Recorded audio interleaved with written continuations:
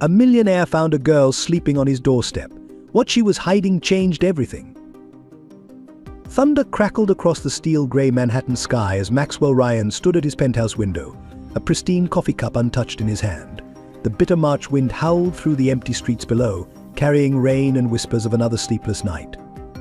That's when he saw her, a small figure, curled up on his doorstep, clutching a worn canvas bag like a lifeline. Through the security camera feed, he could make out a child's face, dirty and tear-streaked, yet peaceful in sleep. Something about her stirred a long-buried memory, a shadow of his own past that he'd spent millions trying to forget. Before diving into this touching story, take a moment to share where you're watching from in the comments below and hit that subscribe button. Your location adds a special connection to our growing community. Maxwell Ryan built his empire from nothing but grit and raw determination. At 42, he stood at the helm of Ryan Enterprises, a technology investment firm that transformed struggling startups into industry giants. His story was the quintessential American dream, from a foster child sleeping in homeless shelters to a self-made billionaire whose name graced the covers of Forbes and Fortune. The sleek glass and steel skyscraper housing his company's headquarters represented everything he'd fought for. Each morning, as he walked through the marble lobby, the click of his Italian leather shoes echoed like a reminder of his triumph over poverty. His employees saw a man carved from ambition, immaculately dressed in bespoke suits, perpetually composed and ruthlessly efficient. But behind the polished facade, Maxwell Ryan was unraveling. 3 months ago, his trusted business partner of 15 years, James Harrison, orchestrated a devastating betrayal. Harrison had secretly been diverting company funds, nearly $300 million, through a complex web of offshore accounts. The scheme came to light only after Harrison disappeared, leaving behind a trail of falsified documents and shattered trust. The betrayal cut deeper than mere financial loss. Harrison had been more than a partner. He was the closest thing to family Ryan had known since losing his younger sister Sarah in the foster care system 30 years ago. They'd shared holidays, celebrated victories, and weathered crises together. Harrison knew about Ryan's nightmares, about the guilt that haunted him for failing to protect Sarah. The scandal sparked a SEC investigation and sent Ryan Enterprises' stock plummeting. Major clients began pulling their investments, and the media circus threatened to destroy everything Ryan had built. But it wasn't the potential financial ruin that kept him awake at night. It was the realization that perhaps he'd never truly known anyone in his life. In response, Ryan retreated into his penthouse sanctuary. He doubled his security systems, restricted access to his inner circle, and grew increasingly paranoid about others' motives. The man who once prided himself on identifying potential in others now saw only threats and hidden agendas. His executive assistant noticed the changes first: the cancelled meetings, the unanswered calls, the growing collection of empty whiskey bottles in his office trash. The board members whispered about his stability, and rumors of a forced resignation began circulating through the company's corridors. The irony wasn't lost on Ryan. He'd spent his entire life building walls to protect himself, using money and power as mortar. Now, at the pinnacle of his success, those same walls were becoming his prison. The dining room that once hosted lavish business dinners now stood empty save for his solitary meals. The guest rooms that should have echoed with family laughter remained pristine and unused. Each night, as he stood at his penthouse window overlooking the city lights, Ryan contemplated how success had brought him everything except what he truly wanted: connection, trust, family. The empire he'd built felt increasingly hollow, its foundations shaken not just by Harrison's betrayal, but by the growing realization that he'd sacrificed his humanity at the altar of success.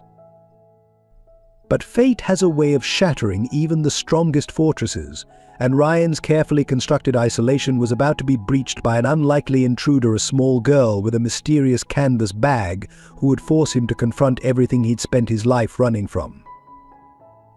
As March winds howled through the concrete canyons of Manhattan, Maxwell Ryan stood at his usual spot by the window, unaware that the universe was about to present him with a chance at redemption, not through money or power. but through an act of kindness he wasn't sure he was still capable of making.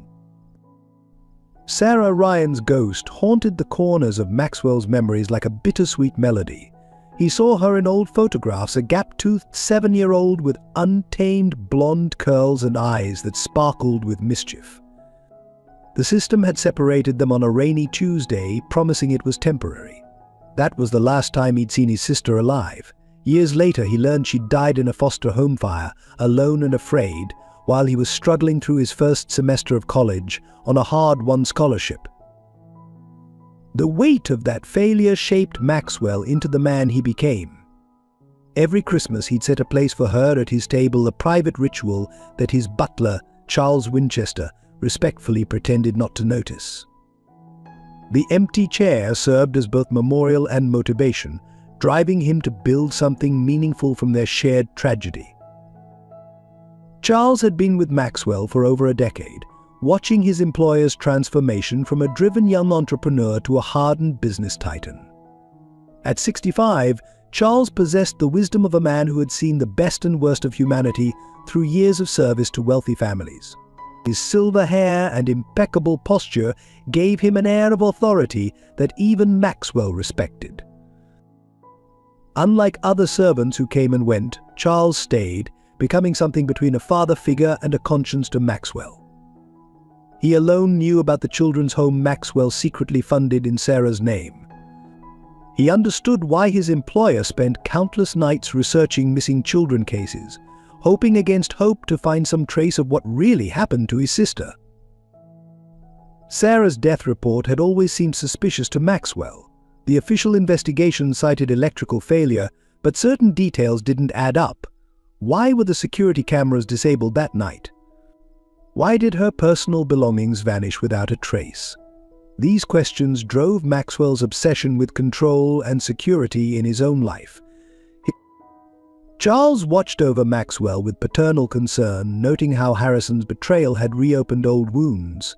He saw the parallel between Sarah's loss and Harrison's disappearance, both leaving Maxwell with unanswered questions and a deepening distrust of human connection. The butler tried to maintain normalcy, ensuring Maxwell ate regularly and didn't completely withdraw from the world. Their dynamic was complex. Charles respected the professional boundaries his position demanded while privately considering Maxwell the son he never had. He'd been there through the triumphs and failures, the late-night panic attacks, and the rare moments of vulnerability when Maxwell would speak of Sarah. The sister's memory lived on in subtle ways throughout the penthouse. Her favorite flower, white lilies, appeared weekly in the foyer. A worn copy of The Secret Garden, the last birthday gift she received from Maxwell, sat in a place of honor in his study. These touches reminded Charles that beneath his employer's stern exterior beat a heart capable of deep love and devastating loss. Sarah would have been 32 this year. Maxwell sometimes imagined the life she might have lived, perhaps married, with children of her own. These thoughts typically sent him deeper into his work, as if success could somehow compensate for his perceived failure to protect her. Charles understood that Maxwell's ruthlessness in business stemmed from a desperate need to control his environment, to prevent anyone else from being hurt under his watch. The butler had witnessed countless potential relationships fall apart because Maxwell couldn't lower his defenses, couldn't risk another loss like Sarah. As Charles moved silently through his daily routines, maintaining the penthouse's pristine order, he often worried that Maxwell's isolation would become permanent. The bitter irony that his employer's wealth and power had only served to wall him off from genuine human connection wasn't lost on the old butler. What Maxwell needed, Charles knew, wasn't another business deal or investment opportunity. It was something to remind him of the young man who had once promised his little sister the world. The child on Maxwell's doorstep couldn't have been more than 10 years old. Her auburn hair, matted with rain and city grime, partially obscured a face that showed signs of both innocence and hardship. The security footage revealed her arrival at 3 a.m., stumbling through the prestigious building's exterior like a wounded bird seeking shelter. The worn canvas bag she clutched seemed disproportionately heavy for her small frame.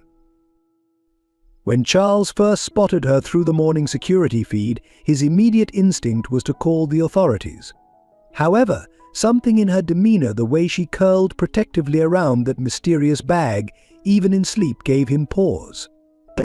She wasn't sprawled like a typical homeless child, but positioned with an almost deliberate precision directly under the camera's watchful eye.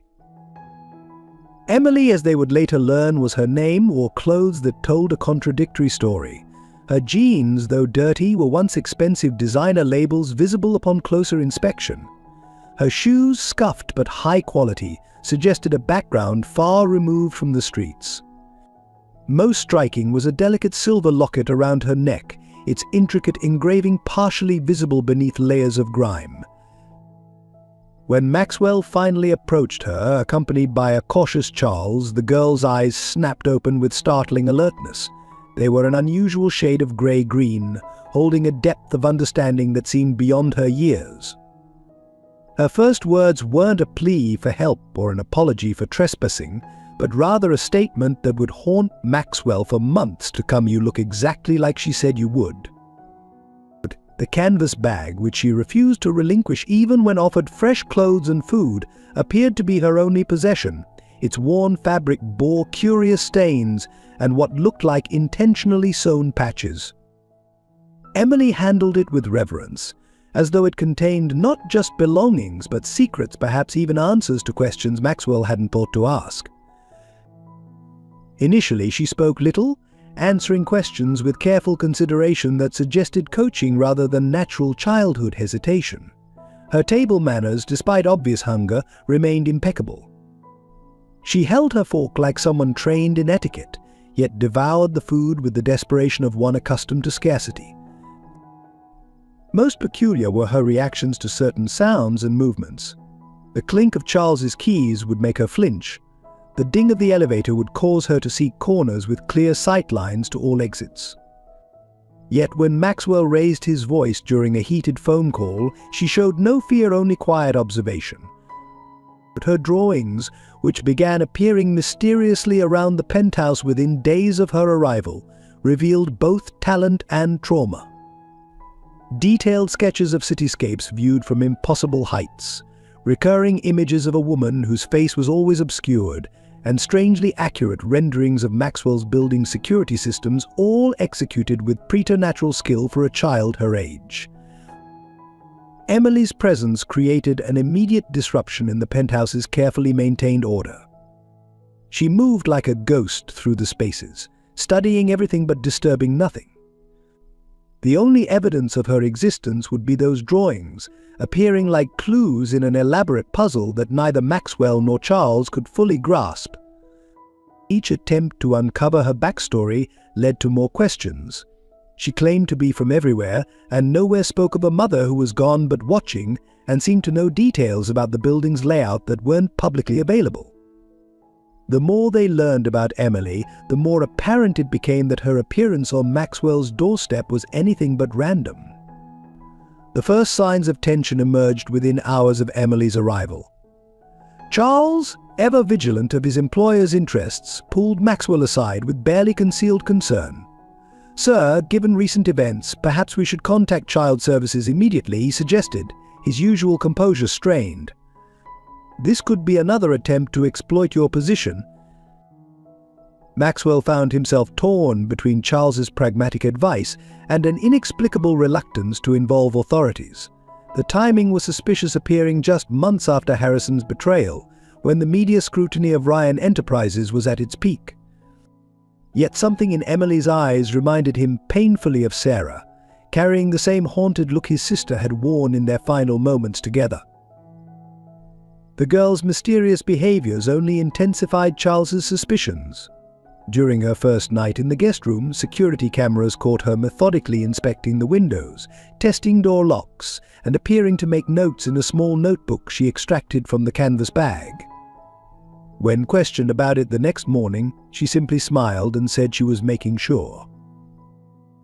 Maxwell's executive board reacted with predictable alarm when they learned of their CEO's impromptu house guest.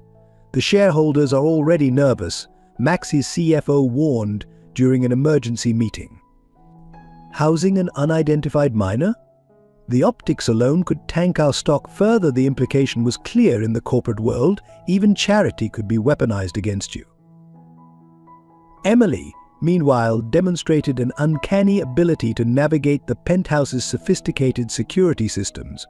She knew about blind spots in the camera coverage, somehow accessed the private elevator without a keycard, and once casually mentioned the patrol schedule of the building security team. When Maxwell pressed her about this knowledge, she deflected with the practiced ease of someone much older. Charles documented every suspicious incident in a private log. The girl's apparent knowledge of Maxwell's schedule without being told, her habit of positioning herself to monitor both exits and entrances in any room, the way she seemed to anticipate phone calls seconds before they rang. Most disturbing was her reaction to Harrison's name when it came up in a news report, a subtle but noticeable tensing of her shoulders that suggested recognition. The conflict within Maxwell grew daily. His business instincts screamed that Emily represented a threat, potentially part of an elaborate scheme. Yet his personal instincts, dormant since Sarah's death, urged him to protect this child who seemed both lost and precisely where she intended to be. Adding to the tension was Emily's selective mutism about her past. She could speak eloquently about art, literature, and even basic finance, but any questions about her family or origin met with calculated silence.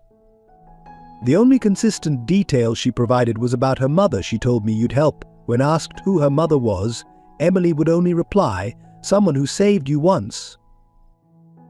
Charles's protective instincts warred with his growing fascination with their mysterious guest. He noticed how she arranged her food precisely as Maxwell did, mirroring his habits as if she'd studied them. Her drawings began to feature details of Maxwell's past that weren't public knowledge, a specific park bench where he'd made his first investment deal, the exact pattern of his mother's favorite dress. The situation reached a critical point when Maxwell discovered Emily had accessed his private study during the night. Nothing was missing or disturbed, but she had left a drawing on his desk, a detailed sketch of Sarah, captured exactly as she looked in his last memory of her. The artwork was dated 15 years ago, long before Emily could have been born. This discovery sparked the first heated argument between Maxwell and Charles. "She's not just some lost child," Charles insisted, brandishing the drawing. "No one could know these details unless they'd been watching us for years." Maxwell found himself defending Emily with an intensity that surprised them both, even as his own doubts multiplied. As March drew to a close, the penthouse became a battlefield of unspoken tensions. Emily continued her mysterious routines, Charles documented every suspicious detail, and Maxwell felt increasingly trapped between his instinct to trust and his hard-learned lessons about betrayal. The canvas bag remained Emily's constant companion, its contents unknown but clearly precious enough to risk her life protecting. What none of them realized was that these initial conflicts were merely tremors before an earthquake that would shake their worlds to the foundation, and that the true purpose of Emily's appearance was far more complex than any of them could imagine. Despite the growing tensions, moments of genuine connection began to emerge between Maxwell and Emily, starting in the most unexpected way. One evening, while passing the guest room, he heard soft humming, the same lullaby Sarah used to sing. He found Emily perched by the window, sketching the cityscape with remarkable precision, her small fingers moving with practiced confidence across the paper. The art became their first bridge. Emily's talent was extraordinary, bordering on prodigious. Her drawings captured not just images but emotions, the loneliness in Maxwell's eyes during board meetings, the paternal concern in Charles's stance as he served breakfast, the hidden warmth beneath the penthouse's sterile perfection. Each piece seemed to peel back layers of their carefully constructed facades. One particular drawing stopped Maxwell's heart. It showed a young boy holding a little girl's hand outside a foster home, every detail exactly as he remembered his last day with Sarah. down to the crack in the sidewalk and the pattern of her dress. When he asked Emily how she could possibly know this scene, she simply replied, "Sometimes memories find their way to paper before we understand them." Charles noticed the subtle changes in his employer. Maxwell began taking breakfast in the kitchen instead of his study, drawn by Emily's morning ritual of creating tiny origami animals from napkins. His late-night drinking sessions decreased, replaced by impromptu art lessons where Emily taught him basic sketching techniques. The girl's presence seemed to soften the sharp edges of his grief. Their shared appreciation for structure and order created another unexpected bond. Emily arranged her colored pencils with the same methodical precision Maxwell applied to his business documents. She could spend hours watching him work, occasionally offering surprisingly insightful comments about his investment strategies. "Numbers tell stories too," she once remarked, "just like drawings." And the transformation in Maxwell became evident to his staff. The man who had retreated into isolation after Harrison's betrayal now had a reason to return home at reasonable hours. Emily's questions about his day seemed to rekindle his passion for mentoring, reminiscent of his early career days. Even his public image began to shift as photos of them sharing ice cream in Central Park leaked to social media. And their connection deepened through shared rituals. Every evening, Emily would select a book from Maxwell's library, her choices eerily aligned with his own favorites at her age. They developed a habit of reading together in his study, her curled in Sarah's old reading chair, him pretending not to notice how perfectly she fit there. The empty spaces in the penthouse began to fill with a warmth long absent. Charles watched this evolution with mixed emotions. His protective instincts warred with the undeniable evidence of positive change in Maxwell. The security log still documented Emily's mysterious behaviors, but alongside them grew a collection of moments that spoke to genuine childhood innocence: her delight at discovering the rooftop garden, her concentration while learning to tie a proper Windsor knot from Maxwell. Most revealing were the nightmares. Both Emily and Maxwell suffered from them, their midnight demons seeming to dance to the same dark rhythm. On one particularly bad night, Charles found them in the kitchen at 3 a.m., sharing hot chocolate and quietly discussing the weight of memories too heavy for either to bear alone.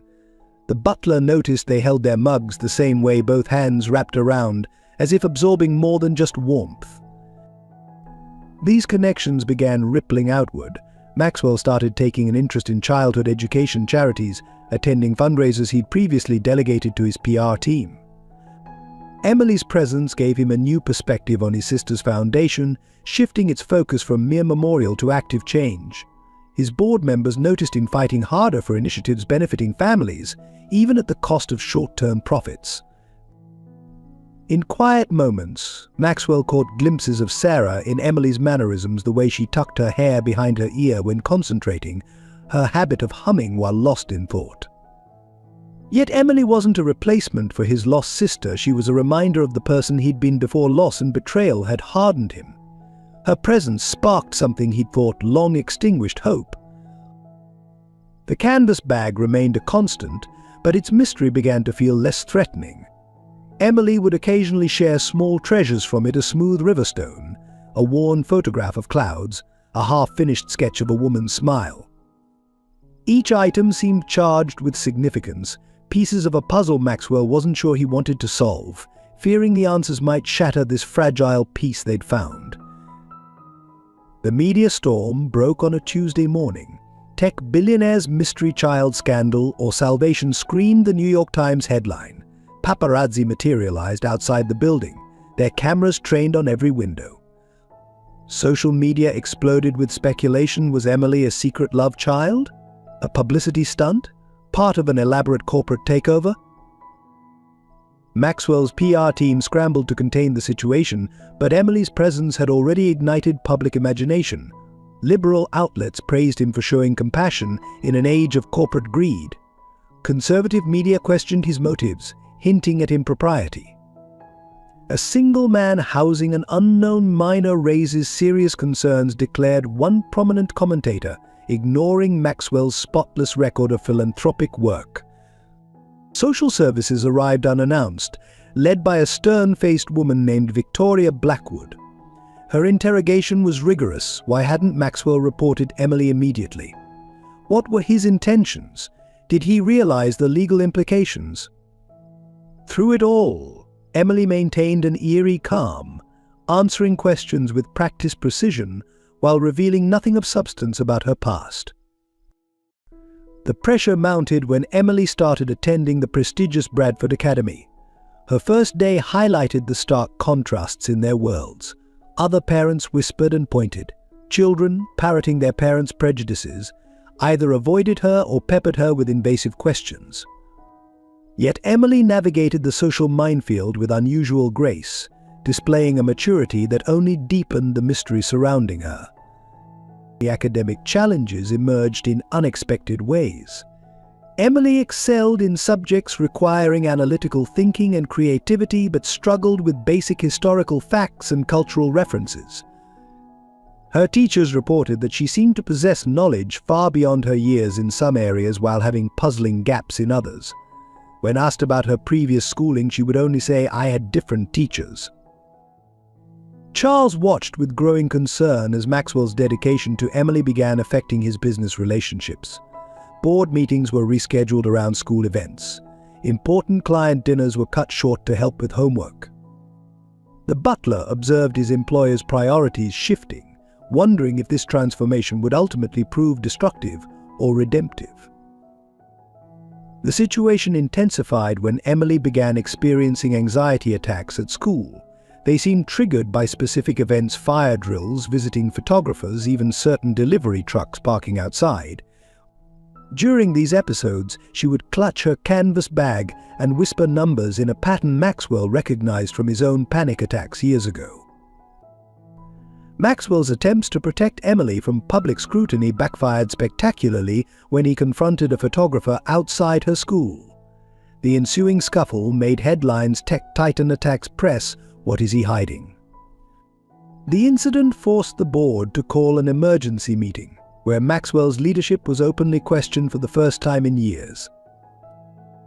Legal complications multiplied as child advocacy groups demanded investigation into Emily's custody status. Maxwell's lawyers advised him to distance himself until the situation could be properly managed. Instead, he hired additional security and withdrew further from public life, his protective instincts overriding business sense. Emily's response to the chaos was perhaps most puzzling of all.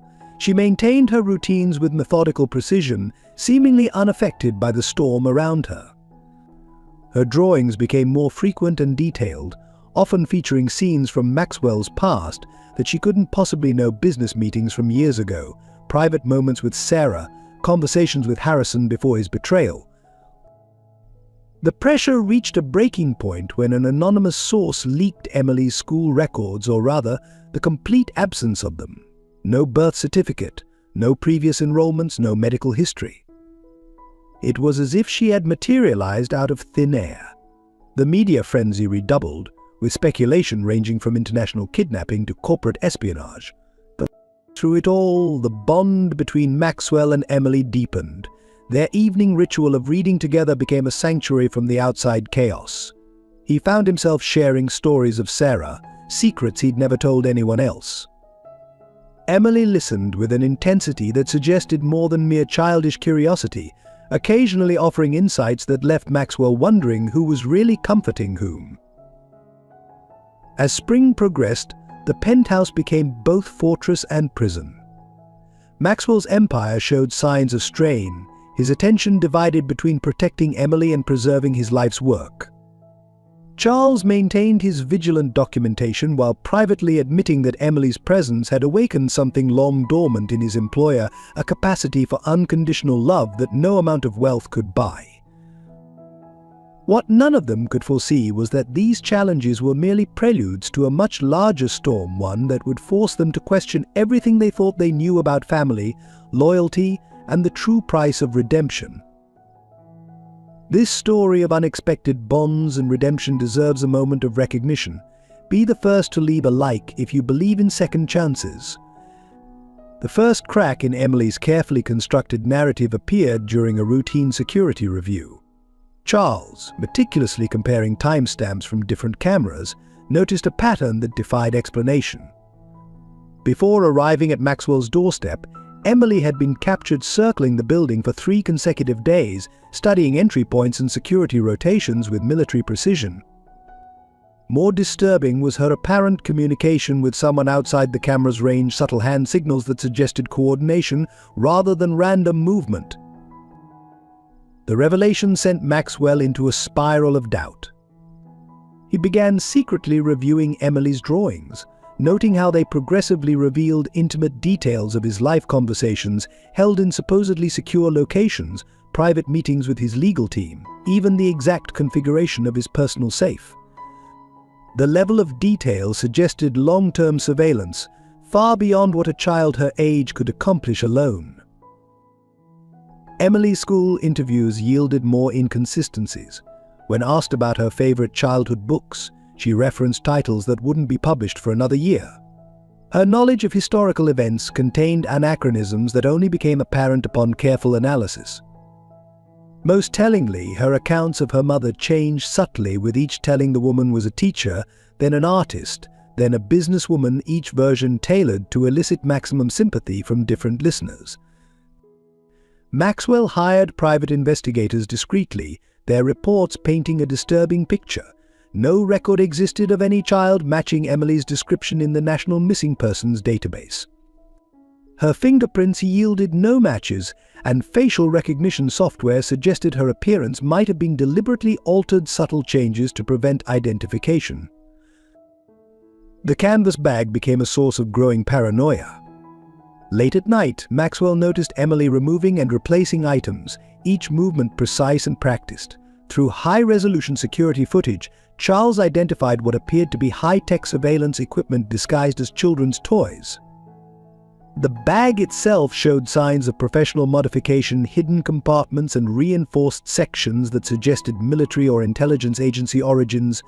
But Emily's nightmares, initially viewed as trauma responses, took on new significance. She would cry out names and coordinates in her sleep, information that corresponded to classified Ryan Enterprises projects. Episodes of anxiety at school coincided perfectly with major company board meetings and confidential negotiations. The final straw came when Maxwell's security team intercepted a coded transmission from Emily's room. The signal pattern matched those used by the same offshore accounts Harrison had used to embezzle company funds. When confronted with this evidence, Emily's response was chilling in its simplicity. "Everything I've done was to protect you, even the lies." Charles advocated for immediate intervention, but Maxwell found himself paralyzed by conflicting emotions. The rational part of his mind recognized the threat, yet his heart remembered the genuine tears she'd shed while reading Sarah's favorite book, the unguarded moments of childhood joy that couldn't have been faked. Even as evidence mounted of her deception, he couldn't reconcile it with the child who had brought warmth back into his life. The investigation revealed more troubling connections. Emily's artistic style matched that of classified CIA training programs for young operatives. Her behavioral patterns aligned with known protocols for deep cover agents. Even her physical mannerisms, the way she entered rooms, how she handled utensils, suggested years of specialized conditioning. Maxwell's own research uncovered a disturbing possibility. 10 years ago, a classified project code named Guardian Angel had been shut down after ethical concerns were raised. The project's goal: training orphan children as long-term surveillance operatives, using their inherent innocence as cover. The project's primary funding had come through shell companies linked to Harrison's embezzlement scheme. The weight of these discoveries took its toll on the household. Charles began double-checking every security measure, jumping at shadows. Maxwell withdrew into his study for hours, drinking more heavily than he had since Harrison's betrayal. Emily, sensing their growing suspicion, became more withdrawn, her drawings now darker, filled with hidden meanings and warnings. Yet even as the lies unraveled, new questions emerged. If Emily was part of a larger conspiracy, why choose such an elaborate scheme? Why spend months building emotional connections if simple corporate espionage was the goal? And most puzzling of all, why did her lies seem designed not to harm Maxwell, but to protect him from some greater unseen threat? As spring turned to summer, the penthouse became a stage for an elaborate dance of truth and deception. Every interaction was analyzed, every word scrutinized for hidden meaning. Maxwell found himself longing for the simpler days when Emily was just a mysterious child on his doorstep, even as he knew those days had been built on carefully constructed lies. What none of them realized was that the truth, when it finally emerged, would make Emily's deceptions seem like mere shadows of a much darker reality, one that would force Maxwell to question everything he thought he knew about his past, his present, and the true meaning of family. Emily's hoarding behaviors became impossible to ignore as summer approached. The housekeeping staff reported finding caches of food hidden throughout the penthouse energy bars, wrapped in waterproof bags, dried fruits sealed in vacuum-packed containers, bottled water strategically placed near exit points. Each stash was organized with military precision, suggesting not the desperate hoarding of a formerly homeless child, but the calculated preparation of someone expecting catastrophe. Nightmares plagued both Maxwell and Emily with increasing frequency. Her screams would echo through the penthouse at 3 a.m. Always the same time, always accompanied by the same cryptic warnings: they're coming for the evidence, or the numbers don't align. Maxwell's own dreams became haunted by Sarah's face morphing into Emily's, both of them trying to tell him something crucial just beyond his comprehension. Charles discovered Emily's journal hidden behind a loose panel in her bathroom, pages filled with what appeared to be surveillance notes on Maxwell's daily routines, but interspersed with desperate personal entries: must protect him. Mother said he's the key. Running out of time. The methodical observations of a trained operative clashed jarringly with the emotional outpourings of a frightened child. Trust between them eroded like sandcastles against tide. Maxwell caught Emily photographing his private documents, while she noticed him having her drawings analyzed by forensic experts. Their once comfortable silences became charged with unspoken accusations. Even their shared reading time felt performative, both watching each other for signs of deception. The penthouse staff divided into factions. Some, like the head chef Maria, fiercely defended Emily, pointing to her genuine displays of childish joy and vulnerability. Others, led by the new head of security, saw her as a sophisticated security breach waiting to explode. Charles straddled both camps, his loyalty to Maxwell warring with his growing paternal feelings toward Emily. More disturbing were Emily's episodes of apparent dissociation. During these moments, her entire demeanor would change, posture straightening, vocabulary becoming clinical, eyes taking on a calculating hardness that belonged on a seasoned operative rather than a child. These episodes often coincided with security breaches in Maxwell's company, though no direct connection could be proven. The canvas bag remained her constant companion, but now Maxwell noticed how she positioned it differently depending on who was in the room, always within reach, its opening oriented toward potential threats. X-ray scans revealed sophisticated shielding within its lining, preventing detailed analysis of its contents. When questioned about it, Emily's responses became increasingly defensive, even hostile. The community division deepened as rumors spread. Parents at Bradford Academy whispered about Emily's inconsistent background stories, her advanced knowledge in certain areas contrasting sharply with bizarre gaps in basic childhood experiences. Some students reported seeing her having intense conversations in foreign languages with unknown adults near the school grounds. Maxwell's own behavior became increasingly erratic. He installed additional security cameras, then paranoidly checked them for signs of tampering. He began testing Emily's food for toxins, while simultaneously feeling guilty for such extreme suspicion of a child. His board members noticed his distraction during meetings, his tendency to check his phone constantly for updates from the penthouse security team. The psychological toll manifested in subtle ways. Emily's artwork shifted from detailed cityscapes to abstract pieces filled with hidden symbols and recurring motifs: black birds, broken clocks, maze-like patterns that seemed to hold coded messages. Maxwell stopped sleeping in his bedroom, preferring the study where he could monitor security feeds throughout the night. Charles documented everything meticulously, his logs revealing a household walking a tightrope between normalcy and paranoia. He noted how Emily would recite seemingly random numbers while stress baking at midnight, numbers that correlated with classified project codes from Maxwell's past ventures. The butler observed their elaborate dance of mutual surveillance, Emily monitoring Maxwell's calls while he tracked her internet usage. The breaking point came during a thunderstorm that knocked out power to the building. Emily's immediate reaction dropping into a defensive stance, reaching for her bag with practiced efficiency, revealed years of tactical training.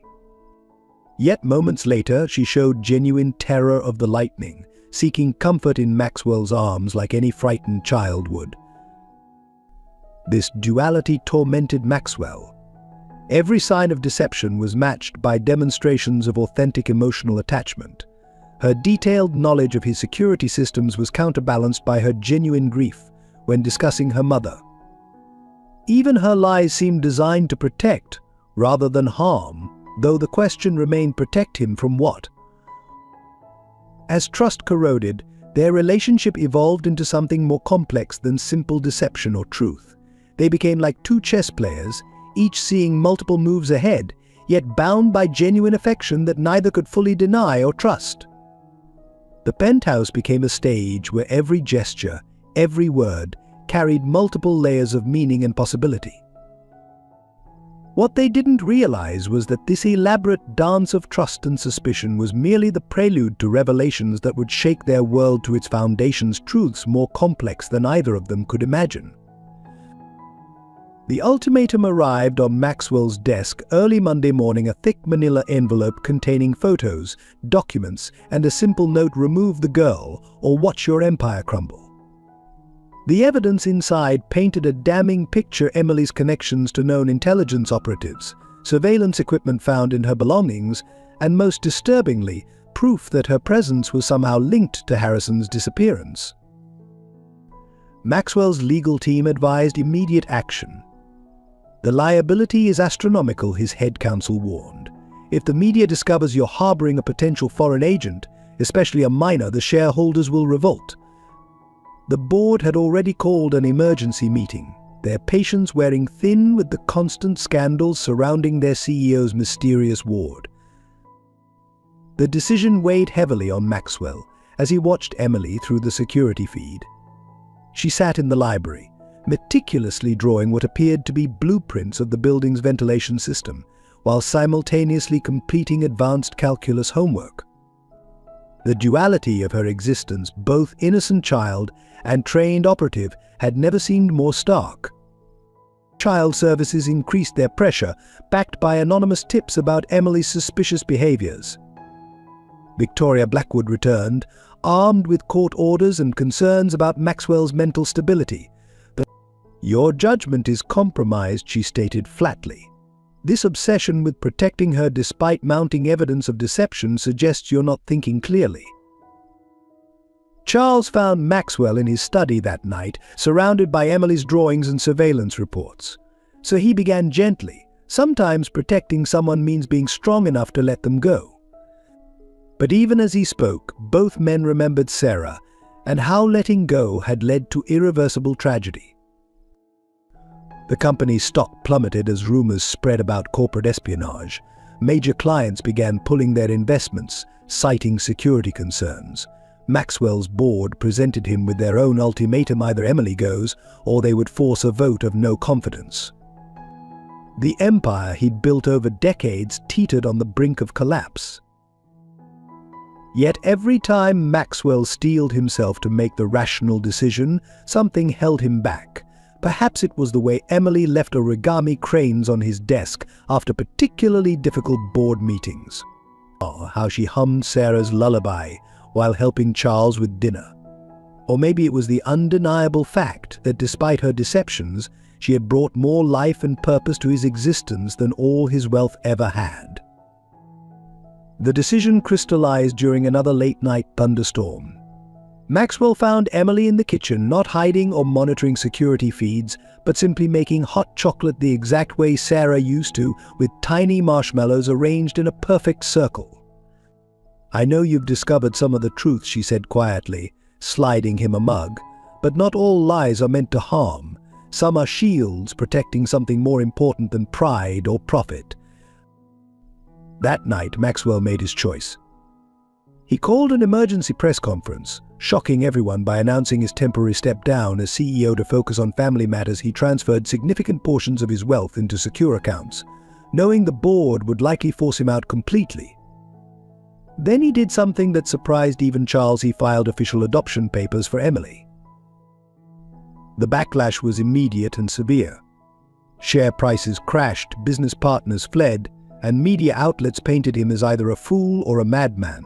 Anonymous threats began arriving at the penthouse, forcing them to upgrade security yet again. Maxwell's carefully constructed world of power and influence began crumbling around him. Emily's reaction to his decision was complex. She spent hours staring at the adoption papers, running her fingers over his signature as if checking for forgery. When she finally spoke, her words carried weight beyond her years. "You chose this knowing it could be a trap. Knowing I might be your destruction. Why?" Maxwell's response came from a place of truth he hadn't accessed since Sarah's death, because sometimes saving someone else is the only way to save yourself. The words hung between them, acknowledging both the risk and the potential redemption in his choice. Charles watched this transformation with a mixture of pride and concern. He'd served Maxwell long enough to recognize watershed moments, and this was certainly one. The butler quietly began preparing for the siege he knew would come from media, authorities, and whoever was really behind Emily's presence in their lives. As spring moved into summer, the penthouse became their fortress against a world that didn't understand their unconventional bond. Maxwell's choice had set in motion events that would either destroy everything he'd built or lead to something far more valuable than mere wealth or power. What none of them could predict was how this decision would unravel a conspiracy reaching back decades, forcing them to confront truths about loyalty, sacrifice, and the real meaning of family. The game they were playing had rules none of them fully understood, and Maxwell's choice to protect Emily was just the opening move in a much larger battle. The trail began with a single photograph discovered in the bottom of Emily's canvas bag, a young woman in a lab coat, her face partially obscured, standing next to a younger Maxwell Ryan at a company event 15 years ago. The date stamp placed it just weeks before Harrison's first investment in Ryan Enterprises. Written on the back in faded ink, Project Guardian Angel must never reach Phase 2. Maxwell's investigation started in the company archives, digging through years of redacted files and classified projects.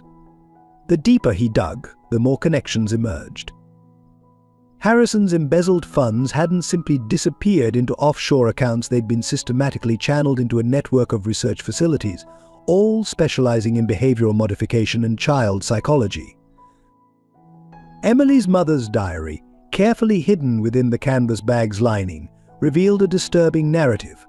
Dr. Catherine Sullivan had been a brilliant behavioral scientist, recruited for what she believed was a revolutionary child development program.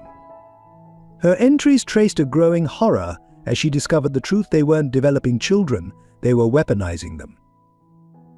The conditioning starts so young. One entry read, "They call it enhanced perception training, but we're creating human surveillance devices. These children, they see everything, remember everything. And now they want to move beyond observation to active intervention. I can't let them reach Phase 2. Charles's methodical investigation of Emily's belongings yielded more clues.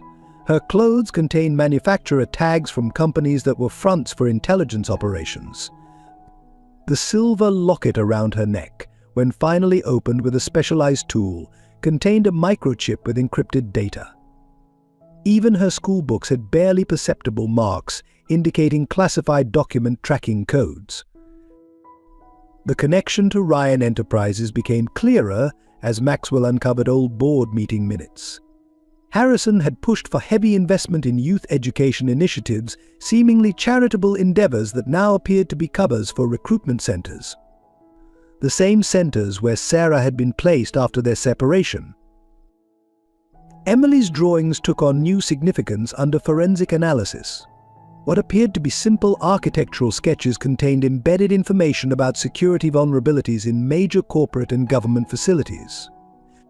Her street scenes included precise angles for surveillance camera placement. Even her abstract pieces, when properly decoded, revealed coordinates and contact protocols. Dr. Sullivan's final project notes, recovered from a hidden server, painted a chilling picture of Project Guardian Angel's true purpose. They're not just training these children to observe and report, she wrote. They're creating deep cover assets who can infiltrate and influence at the highest levels. The emotional manipulation training alone is beyond anything previously documented. They can forge genuine connections while maintaining completely separate operational objectives.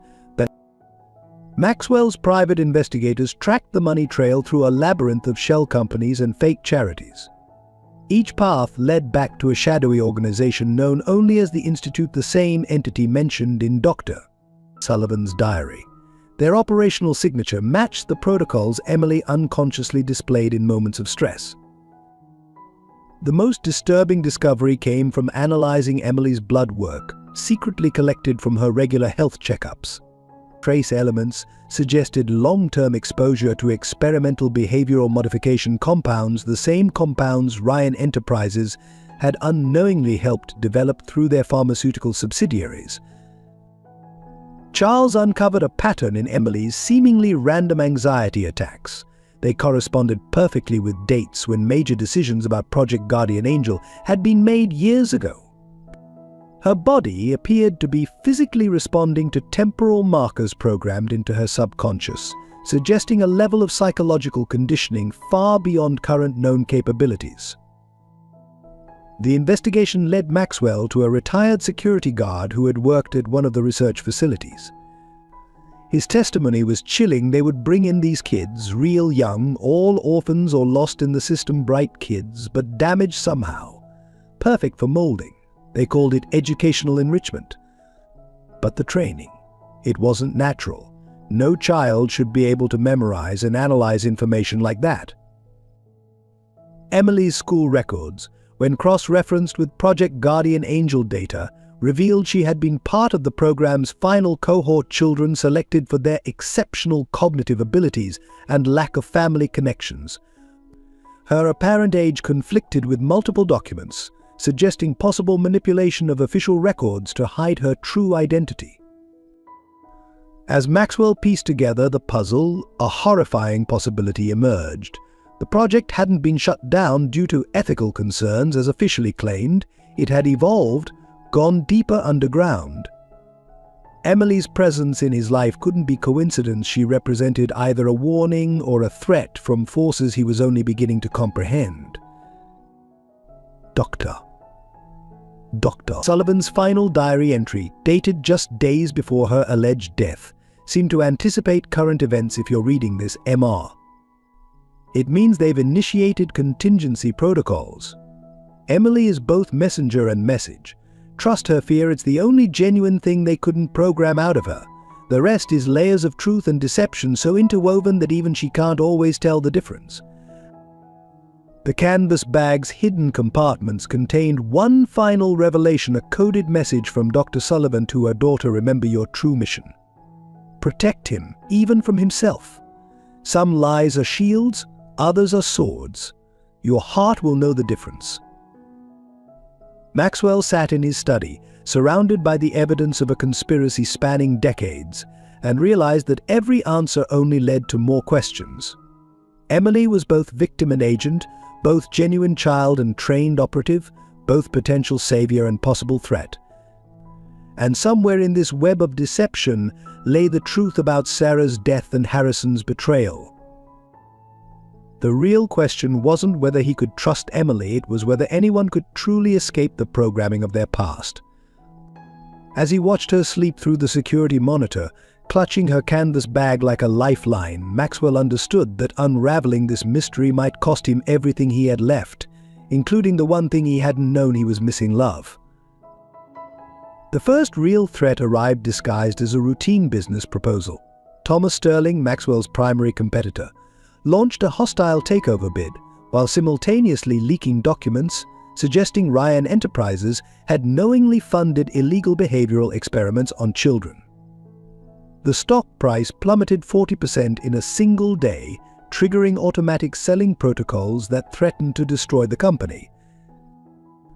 Media vultures circled the penthouse with increasing aggression. Tech Titan's child experiment scandal screamed the headlines. Photos of Emily appeared on national news networks, her face partially blurred but recognizable enough to spark public outrage. Anonymous sources claimed she was evidence of ongoing human rights violations, a living proof of corporate exploitation of vulnerable children. Emily's school life became a battlefield. Parents demanded her removal, citing security concerns. Cruel whispers followed her through hallways. Experiment freaks by the breaking point came when a group of students cornered her during lunch, demanding to see what was in her canvas bag. The resulting incident sent 3 children to the hospital with unexplained injuries, though security cameras mysteriously malfunctioned during those exact minutes. Death threats began arriving at the penthouse, some targeting Maxwell, others Emily. Each bore hallmarks of professional surveillance, references to private conversations, details about their daily routines, photos taken from seemingly impossible angles. Charles tripled security, but even he couldn't shake the feeling that the threats were coming from inside their fortified walls. Anonymous hackers targeted Ryan Enterprises systems, releasing snippets of classified research data. Each leak seemed carefully orchestrated to paint Maxwell as the architect of a massive human trafficking operation disguised as charitable youth programs. Board members began receiving personal threats, pressure mounting for them to distance themselves from their embattled CEO. Sterling's attacks grew bolder. His private investigators harassed penthouse staff, offering substantial bribes for information about Emily. Several employees disappeared, only to resurface days later with no memory of their absences but with hefty offshore bank accounts. The message was clear: everyone had a price, and Sterling was willing to pay it. The FBI launched an investigation, but their questions suggested they were more interested in Emily than in the threats against her. Their agents carried files bearing the same classification codes found in Dr. Sullivan's diary. During one particularly tense interview, Emily switched to perfect Mandarin, discussing classified military protocols that left the agents visibly shaken. Maxwell's former allies began withdrawing support. Business partners cancelled contracts, citing compliance concerns. Charitable foundations demanded the return of donations. Even his most loyal board members started quietly selling their shares. But the empire he'd built over decades was being systematically dismantled, brick by billion-dollar brick. Emily's behavior became increasingly erratic as the pressure mounted. She spent hours in her room, writing complex mathematical equations that, when decoded, appeared to be contingency escape plans. Her drawings took on a frantic quality, filled with hidden warnings about imminent threats. During one particularly bad episode, she barricaded herself in the panic room, claiming they were coming to initiate Phase 2. The public narrative spun further out of control. Social media exploded with conspiracy theories about genetic experimentation and child soldiers. Protesters gathered outside Ryan Enterprises offices worldwide, their signs bearing Emily's school photo alongside images of other missing children. Each demonstration seemed professionally organized, funded by untraceable sources. Legal challenges multiplied exponentially. Child welfare organizations filed lawsuits. Former employees came forward with seemingly coordinated stories of witnessing suspicious activities involving children at company facilities. Every allegation, though unprovable, added to the growing public perception of Maxwell as a monster hiding behind a philanthropic facade. Sterling's final move was devastatingly personal. He orchestrated a primetime television interview with a woman claiming to be Emily's biological mother, her story crafted to perfectly align with public records, while contradicting everything Emily had told Maxwell. The interview went viral, sparking demands for Emily's immediate removal from the penthouse. Charles discovered surveillance devices in every room, some so sophisticated they defied current technology. More disturbing were signs that Emily had known about them all along, her seemingly random furniture rearrangements actually designed to optimize their coverage. When confronted, she simply said, "Sometimes the watchers need to be watched." The pressure began affecting Maxwell physically. Insomnia led to exhaustion. Paranoia crept into every decision. He started seeing patterns in random events, hidden meanings in casual conversations.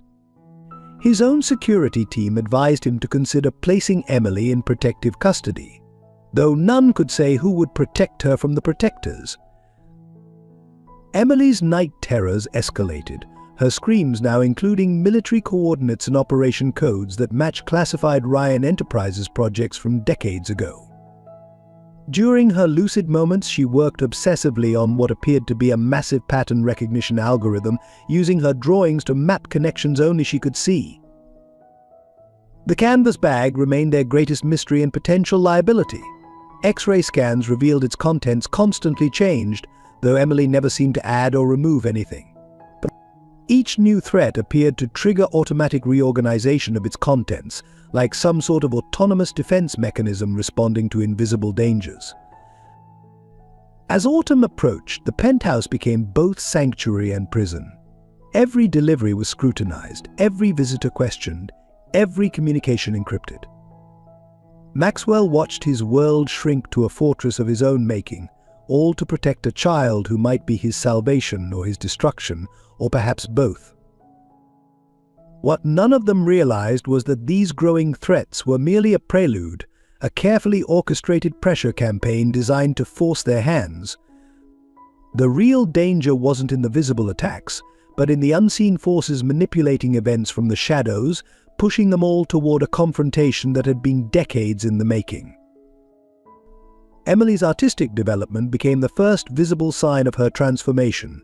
Her drawings evolved from simple surveillance records to complex emotional narratives, each piece revealing layers of both her training and her emerging humanity. She began creating massive murals in her room, connecting events from Maxwell's past with current threats, using art to process her dual nature as both protector and potential threat. Maxwell's metamorphosis was equally profound but more subtle. The ruthless business titan, who once valued control above all else, learned to embrace uncertainty. During board meetings, he now questioned not just profit margins but ethical implications. His late-night drinking sessions transformed into strategy planning with Emily, their different perspectives creating solutions neither could have conceived alone. Charles witnessed their collective evolution with a mixture of wonder and concern. His rigid butler's demeanor softened as he found himself part of their unconventional family unit.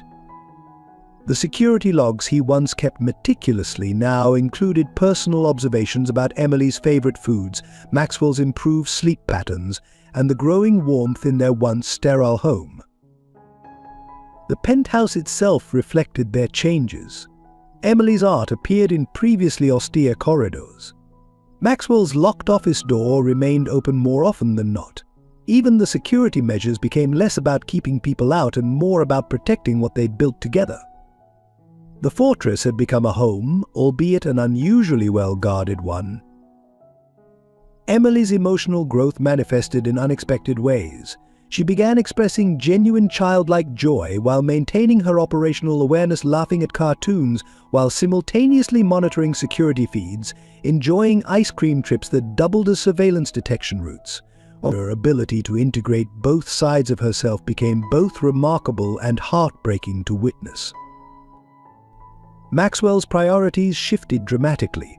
Board members were shocked when he redirected company resources toward investigating child trafficking networks, using his business acumen to dismantle the very systems that had created Emily. His wealth, once a shield against emotional involvement, became a tool for protection and healing. Their relationship deepened through shared trauma and recovery. During thunderstorms, they would sit together in the panic room, not out of fear but choice, sharing stories and building trust. Emily taught Maxwell about surveillance techniques, while he taught her about normal childhood experiences they both had missed. Each lesson became an exercise in mutual healing. Charles found his role evolving beyond service to become something akin to family. His morning security briefings included updates on Emily's homework and Maxwell's stress levels. The butler's quarters, once a symbol of professional distance, became a neutral ground where all three could drop their guards and simply be themselves. The canvas bag, still a source of mystery, became a metaphor for their growth. Emily slowly allowed Maxwell to help her organize its contents, each shared secret building trust. The bag's hidden compartments, once filled with surveillance gear, now also contain normal childhood treasure: seashells from beach trips, ticket stubs from movies, photographs of their growing family. Maxwell's public persona transformed from corporate shark to protective father figure. During press conferences, he spoke with newfound authenticity about second chances and redemption. His employees noted how he now took time to learn their names, ask about their families, implement policies that reflected his evolving values. Emily's school performance reflected her internal changes. While maintaining her exceptional academic record, she began forming genuine friendships. Her ability to connect with others while keeping necessary secrets showed a maturity beyond her years. Teachers noted how she helped struggling students, using her pattern recognition skills to develop unique tutoring methods. The penthouse staff witnessed the most intimate signs of their growth. Emily no longer hid food but helped plan meals with the chef. Maxwell started joining them for staff dinners, breaking down hierarchical barriers. Even security protocols relaxed enough to allow for movie nights and holiday celebrations, though Emily's strategic placement of sensors never wavered. Charles's daily reports became chronicles of healing. He documented Emily's first genuine laugh, Maxwell's first time falling asleep during a movie, their first argument that ended in honest communication rather than tactical withdrawal. The butler found himself writing less about security breaches and more about breakthrough moments of trust. Their collective growth attracted different kinds of attention. Child psychologists sought to study their unique bond. Business schools analyzed Maxwell's shifting corporate philosophy. Security experts puzzled over how they'd achieve balance between protection and normalcy. Their story began inspiring others to question the boundaries between duty and love. Emily's artwork captured their evolution most poignantly. Her latest mural spanned her bedroom wall, a complex timeline showing their journey from suspicion to trust, from isolation to connection. Within the detailed scenes, observers could spot surveillance cameras transformed into stars, security protocols softened into family traditions, a fortress becoming a sanctuary. Maxwell's own transformation appeared in subtle ways: family photos appearing on his desk, bedtime stories becoming part of his evening routine, business decisions now filtered through the lens of their shared values. The man who once trusted only in wealth and power learned to value the strength found in vulnerability. The changes rippled through every aspect of their lives. Family movie nights included both tactical awareness exercises and genuine popcorn fights. Holiday celebrations combined security protocols with real joy. They had created something unique, a family unit that acknowledged both their unusual circumstances and their very human need for connection. As autumn deepened into winter, their growth continued to surprise even them. Emily's nightmares decreased, replaced by dreams she willingly shared. Maxwell's paranoia evolved into calculated caution balanced with optimism. Charles found himself planning not just security measures but birthday parties and family outings. None of them could have predicted how their forced collaboration would transform into genuine attachment, how survival instincts would evolve into love, how a temporary safe house would become a true home. Their individual growth had intertwined to create something stronger than their training or trauma, a family forged in the crucible of shared secrets and mutual protection. The truth exploded into their lives on a quiet Sunday morning when Emily's canvas bag finally yielded its ultimate secret. While organizing her art supplies, Maxwell accidentally triggered a hidden mechanism, revealing a false bottom containing a steel case. Inside lay a single USB drive and a handwritten note to MR. The truth about Sarah. Play only when you're ready to lose everything you think you know. Emily found him frozen in his study, the drive untouched before him. Her reaction confirmed what he had begun to suspect. She'd known about it all along, waiting for this moment. "Mom said you'd find it when you were ready," she whispered, her trained composure cracking for the first time. She said the truth would either save us both or destroy everything. The video began with Dr. Catherine Sullivan's face, recorded 15 years ago. "Maxwell, if you're watching this, I'm already dead, and Emily has completed her primary mission reaching you." She explained how she'd worked for the Institute, initially developing childhood education programs that evolved into something darker. "We were creating perfect observers, children who could process and retain information beyond normal human capacity. But that was just the beginning." The revelation hit like a physical blow. Sarah hadn't died in that foster home fire. She'd been selected for Project Guardian Angel, her presumed death providing the perfect cover. Dr. Sullivan had been her handler, watching as Sarah displayed extraordinary abilities that made her the program's star pupil. "Your sister became everything they wanted," Catherine continued, "but she never lost her humanity. That was her gift and ultimately her downfall." Maxwell's hands shook as Catherine revealed how Sarah had discovered the Institute's true intentions. They weren't just creating observers, they were developing a network of deeply embedded agents, children programmed to infiltrate and influence the highest levels of power. Sarah had tried to expose the truth, gathering evidence, planning to rescue other children, but she'd underestimated how far the Institute would go to protect their investment. The video shifted to security footage. Sarah, now a young woman, breaking into a facility, downloading files. Her movements showed the same tactical precision Emily displayed, the same hyper-awareness of camera angles and security protocols. The footage ended with muzzle flashes, Sarah's body falling, Catherine's voice breaking as she narrated the scene. But Sarah's death wasn't meaningless, Catherine continued. "She managed to transfer the files to me, exposing the entire operation. I knew they'd kill me too, but I had time to prepare. I chose Emily, the youngest and most gifted of our subjects, and began programming her with a new mission to protect you, Maxwell. And ultimately to finish what Sarah started." Emily sat silently as the truth about her own role unfolded. Catherine had spent years preparing her, implanting both combat training and genuine emotional connections to Maxwell through detailed studies of his life. The canvas bag contained not just surveillance equipment but proof of the Institute's crimes, insurance against discovery, and the key to bringing down the entire operation. The most staggering revelation came last. Harrison's betrayal had been orchestrated by the Institute. They needed Maxwell distracted, vulnerable, ready to form an emotional attachment to a mysterious child. Emily's appearance at his doorstep wasn't chance, it was the culmination of years of planning, a gambit designed by Catherine and Sarah to place their most valuable asset in position to protect their primary target. "Your sister died trying to expose the truth," Catherine's final message declared.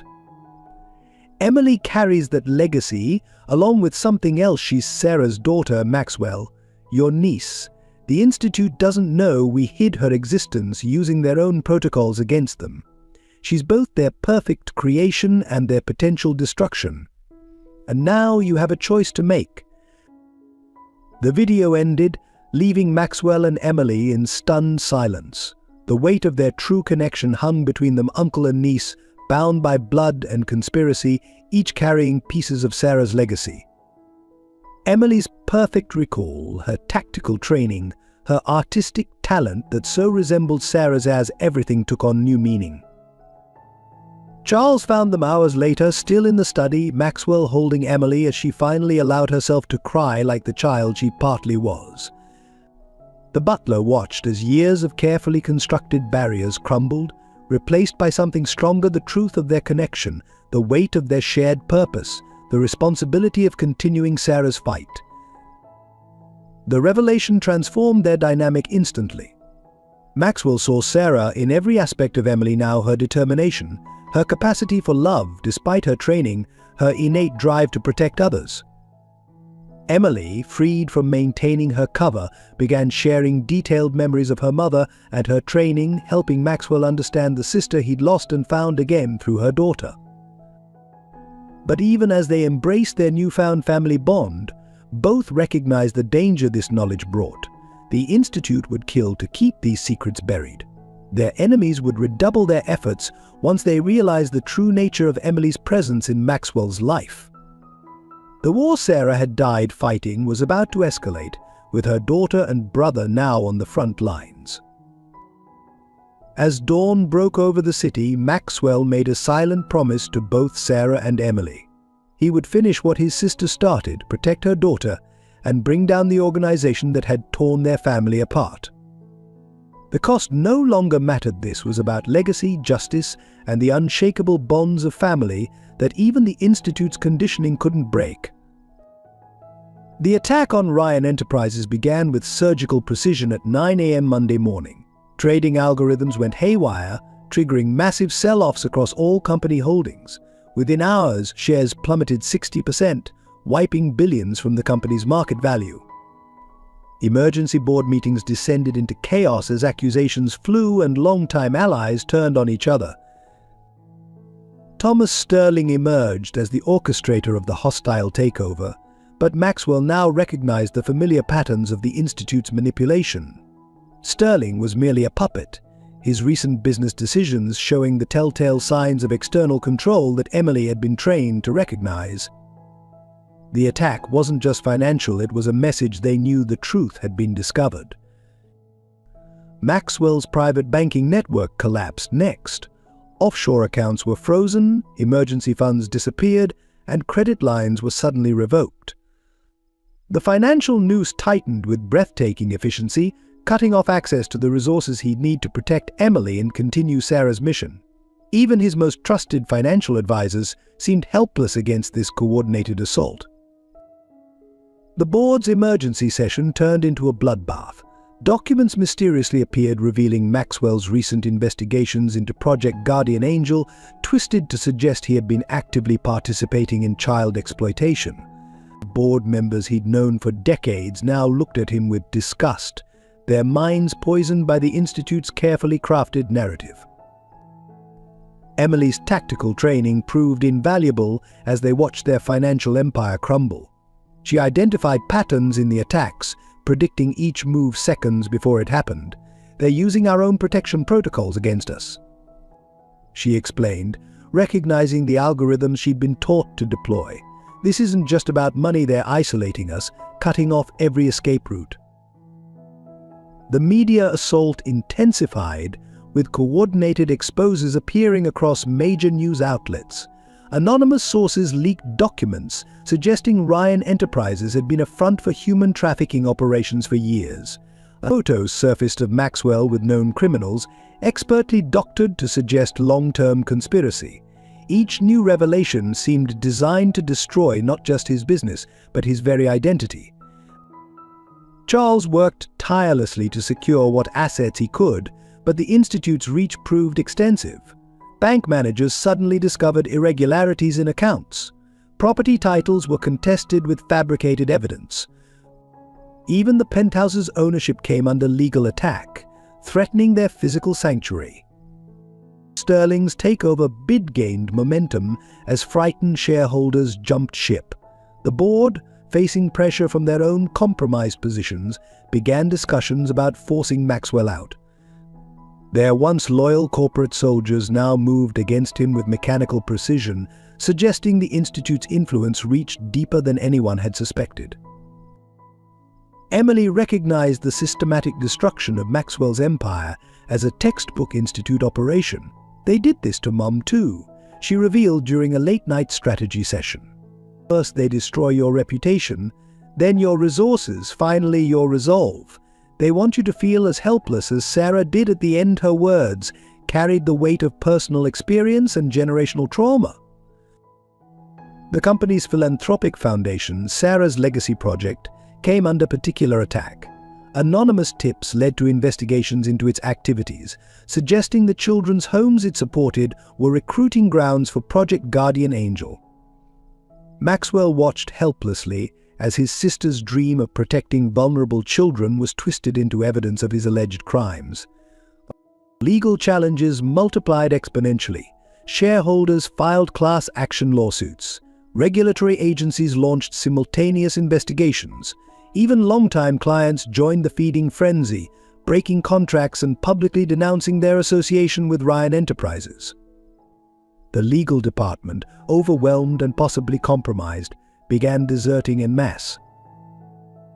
In a particularly cruel twist, evidence emerged suggesting Harrison's embezzlement had been orchestrated with Maxwell's knowledge.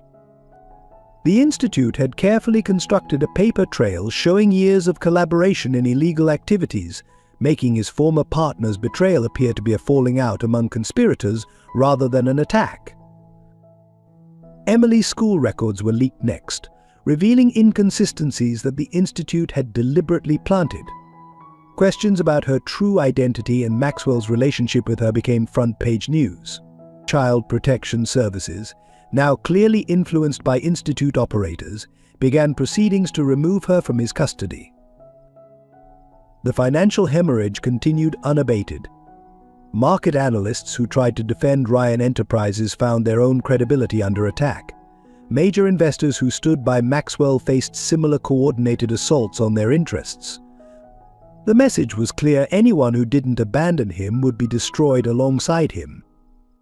As their resources dwindled, Maxwell and Emily worked frantically to secure what they could. She taught him her specialized encoding techniques, hiding critical information within seemingly innocent business documents. They transferred what assets they could through channels she had been trained to keep hidden from even the Institute's surveillance. Charles watched the destruction of his employer's life's work with stoic determination, his loyalty unwavering even as others fled.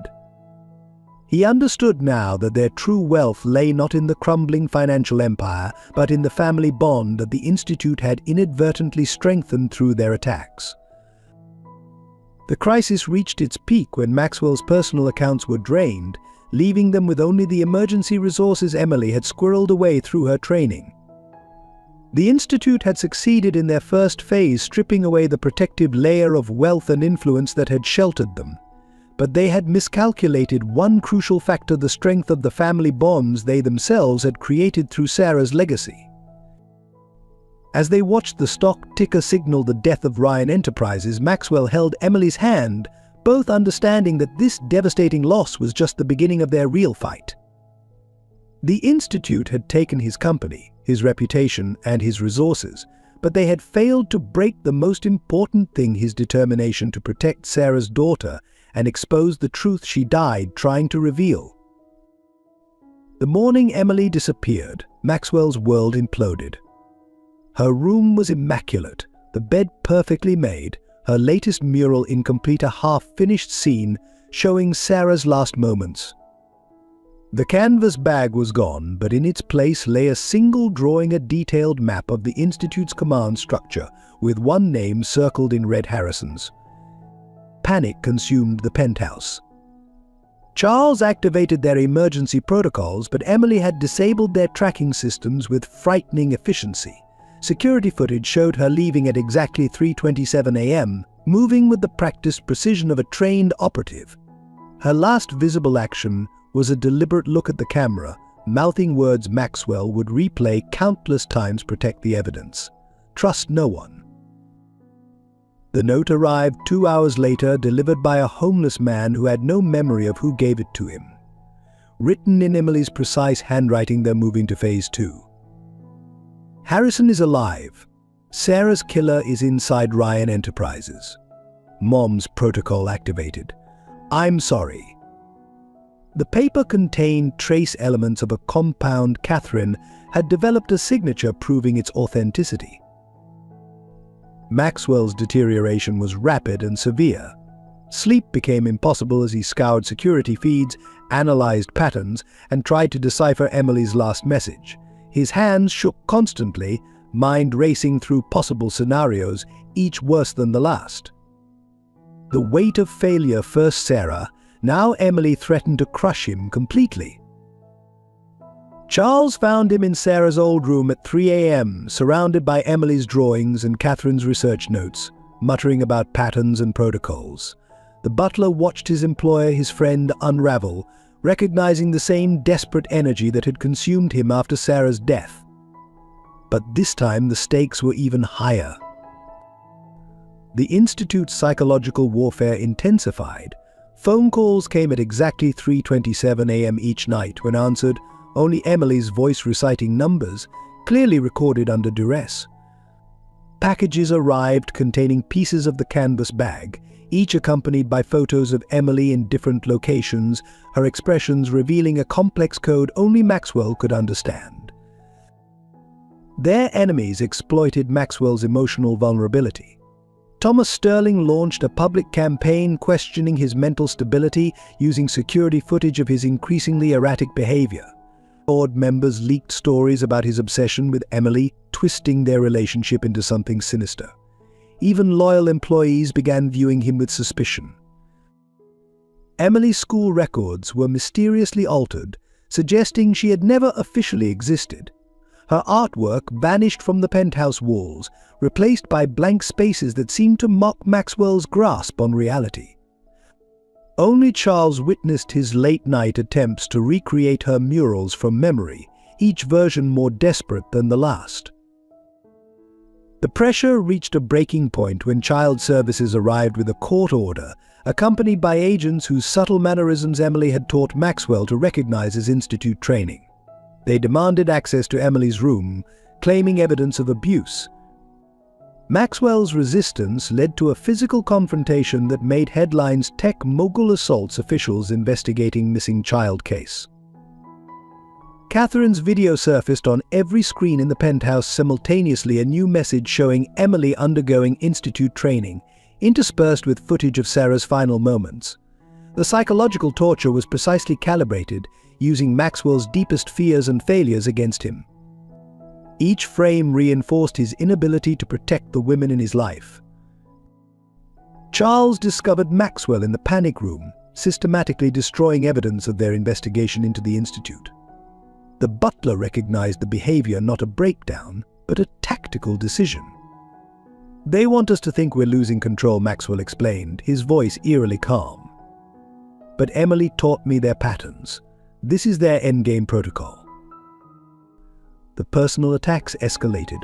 Anonymous sources revealed Maxwell's childhood trauma, his years in foster care twisted into a narrative suggesting cycle of abuse. Journalists camped outside the penthouse, their questions becoming increasingly hostile. Even his most basic actions were scrutinized for signs of instability or malice. Emily's voice haunted the penthouse through hidden speakers the Institute had planted years ago. Her conversations with Maxwell played on loop, edited to suggest manipulation and control. The psychological warfare was designed to break him, using his love for his niece as a weapon against his sanity. Social services launched a full investigation into Maxwell's fostering history, suggesting a pattern of inappropriate relationships with vulnerable children. The Institute's manipulation was subtle but effective, turning his genuine care for Emily into something suspicious and dark.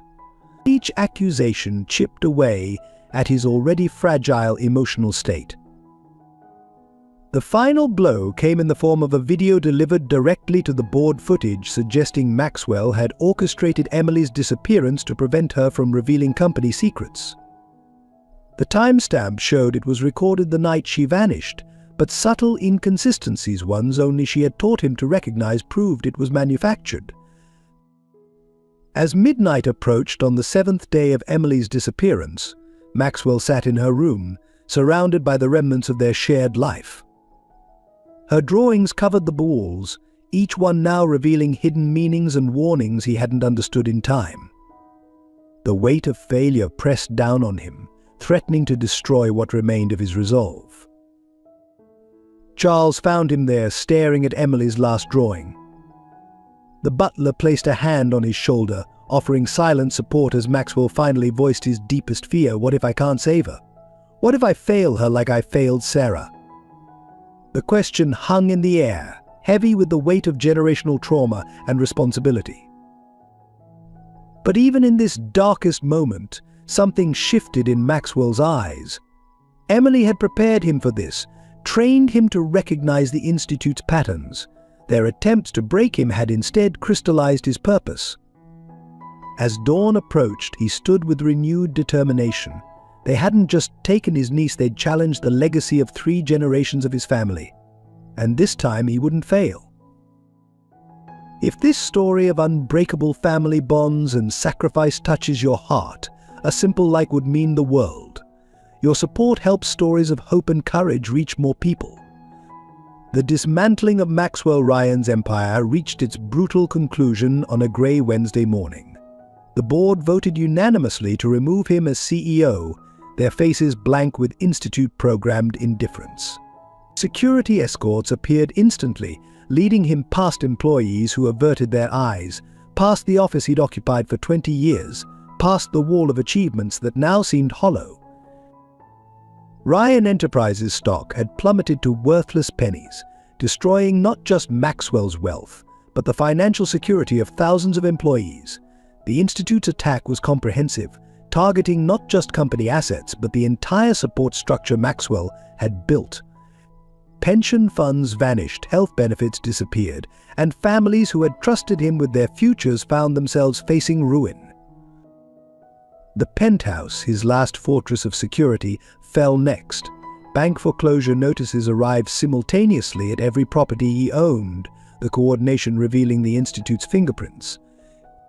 Even the emergency accounts Emily had helped him hide were somehow compromised, leaving them with only the resources she had physically cached around the city. Charles watched helplessly as moving crews stripped the penthouse of its treasures, family heirlooms, art collections, even Sarah's photographs, all seized as collateral. The butler maintained his dignity as he supervised the removal of items he'd carefully tended for years, ensuring that key pieces of evidence remained hidden within seemingly worthless personal effects. The media feasted on his downfall with orchestrated glee. Tech Titan's empire crumbles amid child exploitation allegations dominated headlines. Former allies gave interviews describing his erratic behavior and obsession with Emily. Each story carefully crafted to destroy not just his wealth, but his very identity. Maxwell's private accounts were frozen, credit cards cancelled, memberships revoked. The Institute's financial attack left him unable to access even basic resources. High society friends disappeared, charity boards demanded his resignation, and social clubs quietly removed his name from their registers. The isolation was calculated and complete. The most painful loss came when the Institute targeted Sarah's foundation. The children's homes it supported were suddenly swamped with allegations of abuse, their funding frozen, their residents displaced. Maxwell watched helplessly as his sister's legacy of protection was twisted into another weapon against him, forcing vulnerable children back into the system that had once claimed Sarah. The final blow was the seizure of Emily's room. As authorities catalogued its contents, Maxwell recognized Institute operatives among them, methodically searching for any trace of her hidden messages. They stripped the walls of her murals, each piece of artwork carefully documented before disappearing into unmarked bans. The room that had once held so much hope became another sterile space in a dying empire. Financial advisors, lawyers, and crisis managers all delivered the same verdict: Maxwell Ryan was toxic, untouchable, professionally dead. The Institute had engineered his destruction with such precision that even those who suspected foul play dared not align themselves with him. His calls went unanswered, his emails unread, his very name becoming synonymous with disgrace. Yet amidst the ruins of his fortune, Maxwell found an unexpected clarity. Each loss stripped away another layer of the identity he'd hidden behind, revealing the determined young man who had once promised to protect his sister at any cost. The Institute had taken his wealth, but had inadvertently freed him from the golden chains that had kept him from fully embracing Sarah's fight. Charles stood by him through it all, his loyalty unwavering even as his salary disappeared. The butler understood that their true wealth now lay in the knowledge Emily had left them, in the network of safe houses she had prepared, in the evidence carefully hidden within the wreckage of their former life. They might have lost everything of material value, but they had gained something far more precious: purpose. The last item removed from the penthouse was the portrait of Sarah that had hung in Maxwell's study. As he watched it being carried away, he remembered Emily's words, "Sometimes you have to lose everything to see what really matters." The Institute had orchestrated his financial destruction, but they had failed to understand that in doing so they had also removed every distraction from his true mission: finding Emily and finishing what Sarah had started. The destruction of Maxwell Ryan's reputation was executed with clinical precision. Every newspaper, magazine, and social media platform carried carefully crafted stories painting him as a monster hiding behind philanthropic gestures. Former employees emerged with coached testimonies about suspicious activities involving children at company facilities. His decades of charitable work were reframed as elaborate covers for sinister operations. Emily's disappearance became the centerpiece of the character assassination. Missing Girl's dark connection to fallen billionaires screamed the headlines, accompanied by strategically selected security footage showing their interactions in the most questionable light possible. Child psychologists appeared on national television, analyzing their relationship with deliberate misinterpretation, suggesting patterns of manipulation and control. The social isolation was absolute. Former friends crossed the street to avoid him. Restaurant reservations were mysteriously cancelled. Even his regular coffee shop, where he'd been a patron for 15 years, suddenly posted his picture with a "Do Not Serve" notice. The Institute's influence reached into every corner of his daily life, transforming routine interactions into exercises in humiliation. Maxwell's mental health became public spectacle. Paparazzi documented his sleepless nights, his desperate searches through the city, his increasingly haggard appearance. Each photo was accompanied by speculation about his sanity, with experts diagnosing everything from paranoid delusions to psychotic breaks. The Institute ensured that every genuine display of concern for Emily was twisted into evidence of obsession. Charles witnessed the transformation of his employer with quiet heartbreak. The confident businessman was replaced by a haunted figure who jumped at shadows, who spent hours staring at Emily's drawings, searching for hidden messages, who woke screaming from nightmares about Sarah and Emily. The butler became not just a servant but a guardian, protecting Maxwell from both external threats and his own deepening despair. The psychological warfare extended to Emily's school community. Parents who had once sought Maxwell's friendship now organized protests demanding investigation into their children's exposure to him. Teachers who had praised Emily's artistic talents suddenly remembered disturbing elements in her work. The Institute's manipulation turned every memory, every interaction into potential evidence of wrongdoing. Anonymous threats arrived daily, each one demonstrating intimate knowledge of Maxwell's movements and thoughts. Notes appeared in impossible places: his locked car, his secured temporary apartment, even his pockets, reminding him that no space was truly private, no moment unobserved. The constant surveillance wore away at his sense of reality, making him question every memory, every relationship. The final blow to his personal dignity came when video footage surfaced showing his confrontation with child services. The Institute's edited version portrayed him as violent and unstable, erasing the context of their provocations. Social media exploded with hashtags demanding his arrest, his face becoming synonymous with privilege and corruption gone mad. Through it all, Maxwell clung to the one truth he knew: the Institute couldn't fake his connection to Emily, his niece Sarah's daughter. Every attack on his character, every destroyed relationship, every public humiliation served only to prove the depth of their desperation to discredit him. They wouldn't work this hard to destroy him if he wasn't a genuine threat to their operations. As his world contracted to a handful of safe spaces and trusted allies, Maxwell found an unexpected strength in his isolation. Each lost friend, each public rejection, each psychological attack stripped away another layer of pretense, leaving only the essential truth: he was Sarah's brother, Emily's uncle, and their legacy was worth any personal cost. The Institute might destroy his reputation, but they couldn't touch the core of who he had become through loving and losing them.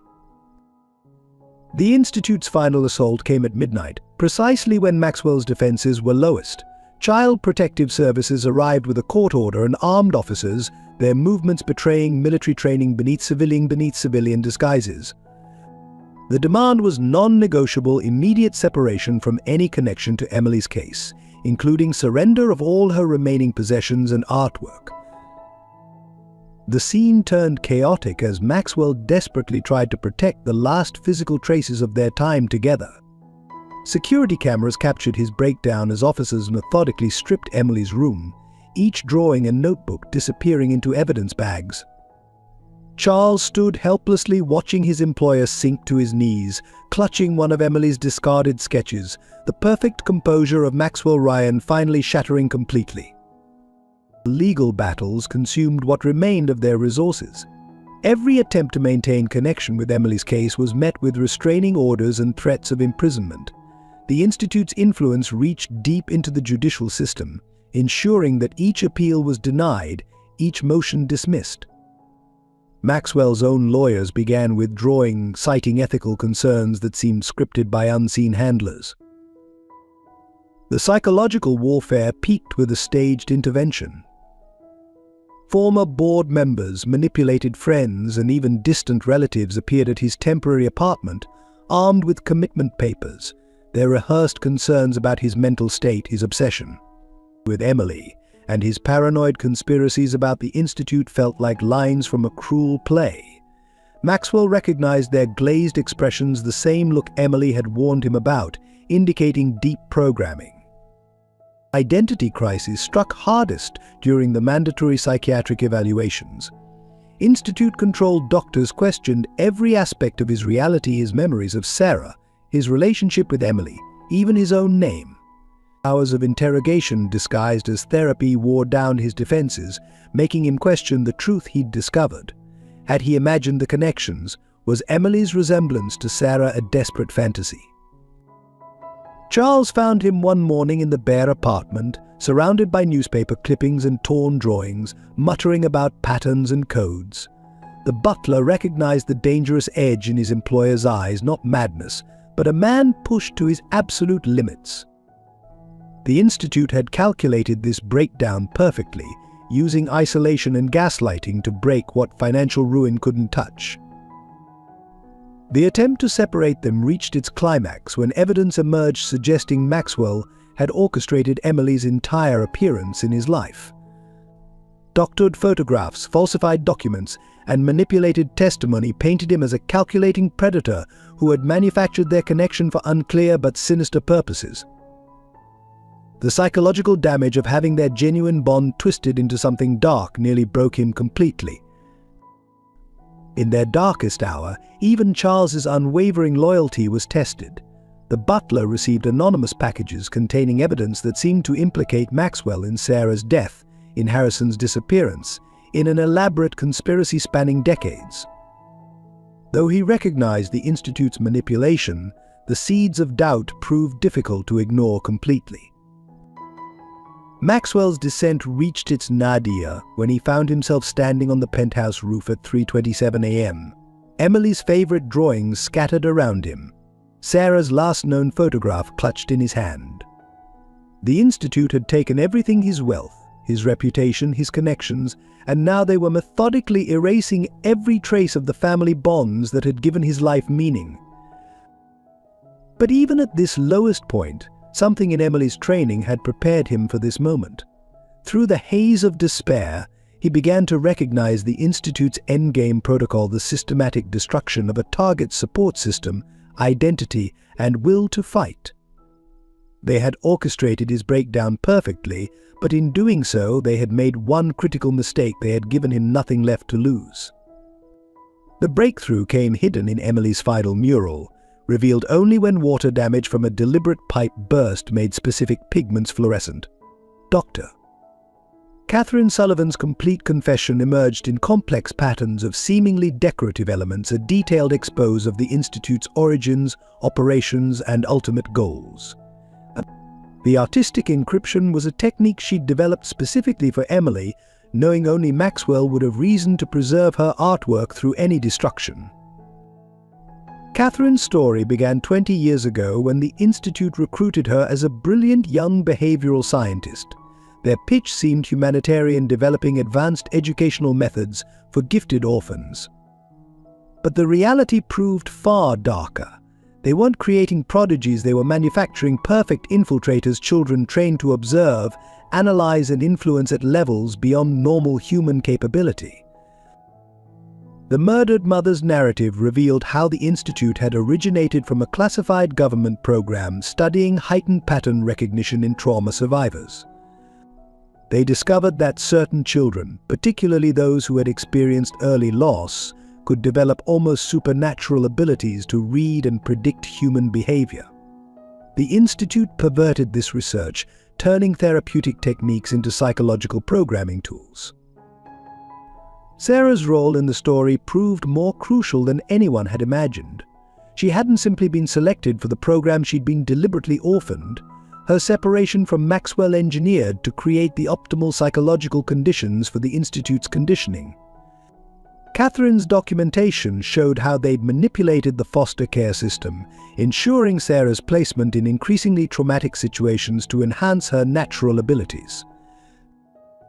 But Sarah had done something unprecedented. She'd maintained her humanity. Despite the Institute's best efforts at psychological conditioning, her love for her brother remained her anchor to reality. She began documenting their operations, gathering evidence while rising through their ranks. When she discovered she was pregnant with Emily, she turned to Catherine for help, knowing her daughter would be born into their twisted system. The most shocking revelation came in Catherine's detailed account of Harrison's true role. He hadn't merely embezzled funds, he'd been the Institute's primary conduit into legitimate businesses, identifying potential targets for infiltration and manipulation. His betrayal of Maxwell had been orchestrated years in advance, designed to create the perfect conditions for Emily's eventual insertion into Maxwell's life. Catherine's documentation revealed the full scope of the Institute's operation. Hundreds of children processed through their program, now embedded in positions of power worldwide. Their goal wasn't mere intelligence gathering, but societal manipulation on a massive scale. These children, grown into adults, could influence decisions at the highest levels of government and industry, their conditioning making them perfect unconscious agents of the Institute's agenda. Sarah's death, Catherine revealed, had been ordered not because she threatened to expose their operation, but because she'd discovered their endgame. The Institute wasn't content with influence, they were engineering social collapse, using their network of conditioned agents to destabilize global systems. Their ultimate goal was to create chaos sufficient to justify implementing their own version of order. The most personal parts of Catherine's confession detailed her relationship with Emily. She'd used the Institute's own techniques to program protection protocols into her daughter's mind, but also worked tirelessly to preserve her humanity. Every survival skill was balanced with art therapy, every combat technique with emotional connection. She'd designed Emily to be both the Institute's perfect creation and their potential downfall. The final pages contained operational details. Maxwell had been seeking locations of Institute facilities, names of key operators, and most crucially, the programming protocols used to control their agents. Catherine had spent years documenting their psychological techniques, creating a manual for potentially deprogramming their victims. This information was what Sarah had died trying to protect, what Emily had been trained since birth to preserve. Most critically, Catherine's confession included proof that Harrison was still alive, held in an institute facility as insurance against Maxwell potentially discovering the truth. His supposed betrayal had been orchestrated to distract from the larger operation, his disappearance designed to occupy Maxwell's attention while Emily was positioned for her mission. The documentation ended with Catherine's final message, written in a code that had taken Emily years to teach Maxwell. Through their seemingly casual interactions, the Institute believes they've created perfect observers. But they forgot that true humanity can't be programmed out of existence. Emily carries both their programming and our hope for redemption. Trust her confusion, Maxwell. It's where her humanity fights against their conditioning. The truth you need will be found in the moments when the perfect operative falters and the child shines through. As Maxwell absorbed the magnitude of Catherine's revelation, pieces began falling into place.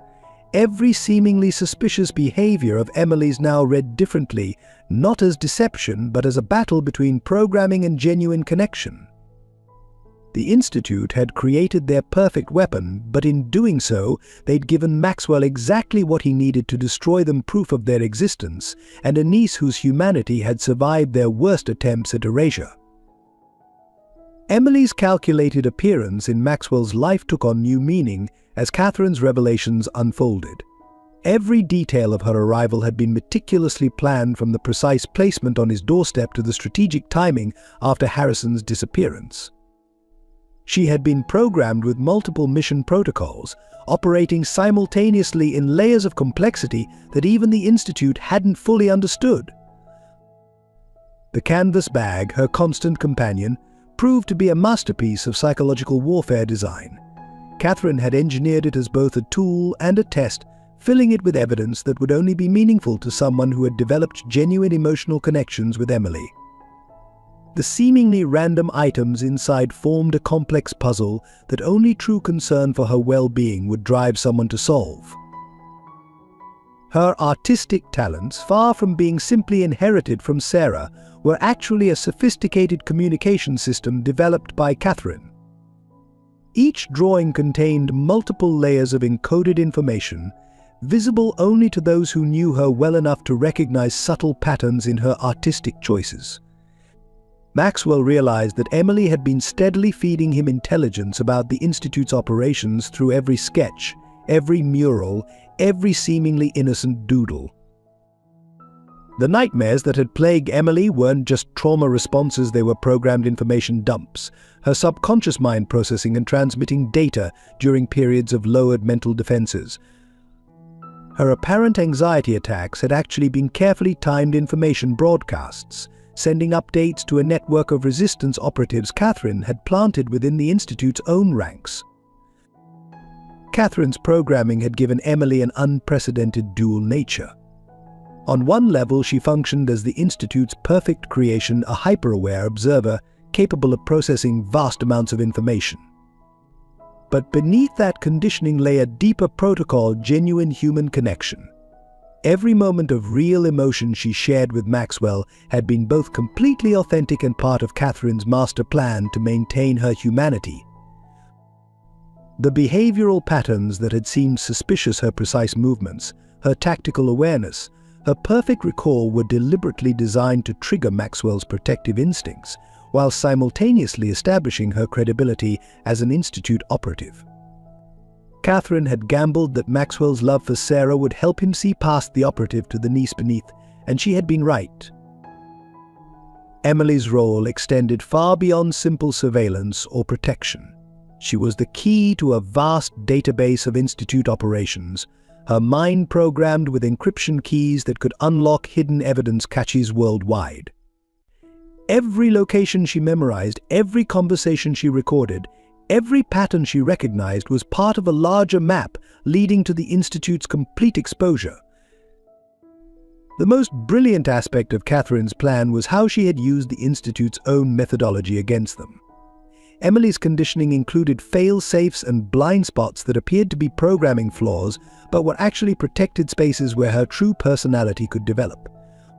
Her seemingly erratic emotional responses were carefully designed breaks in her training, allowing genuine connections to form despite the Institute's protocols.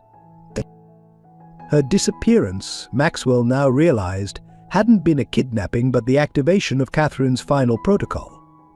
Emily had been programmed with specific triggers that would force her to seek out key evidence caches once certain conditions were met.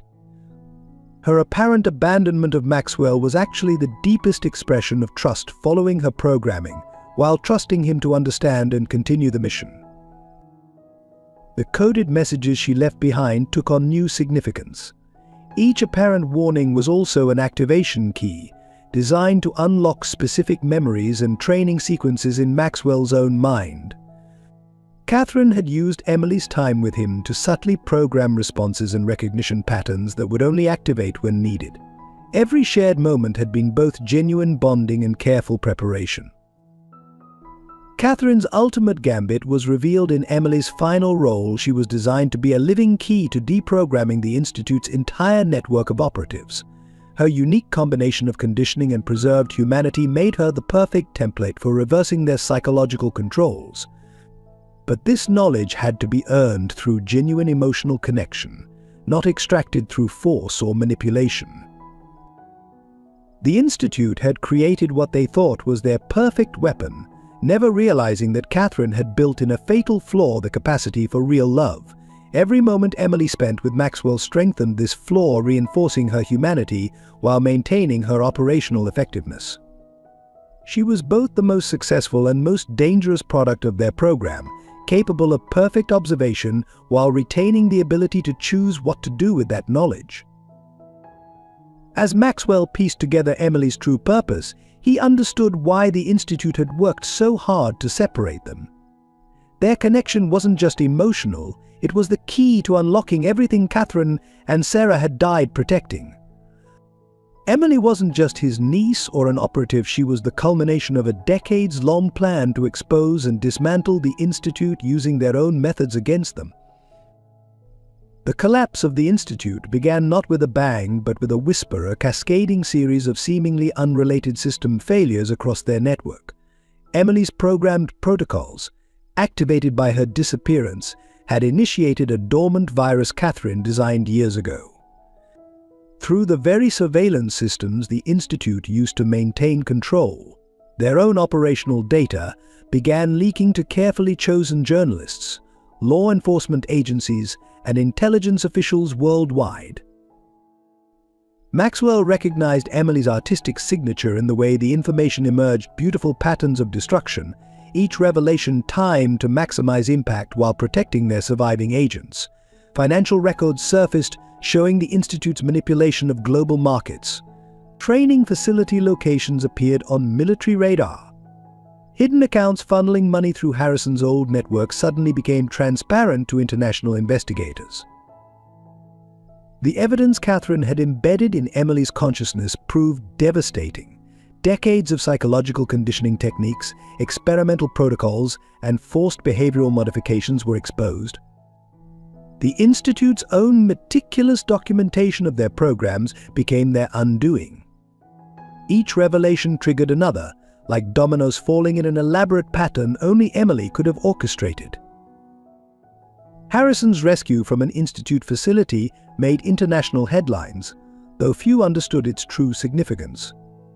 His testimony, carefully prepared through Catherine's programming, provided the legal framework needed to dismantle the Institute's corporate shields. He revealed how they had engineered his betrayal of Maxwell, using him as an unwitting pawn in their larger game. The public vindication of Maxwell Ryan became a media sensation.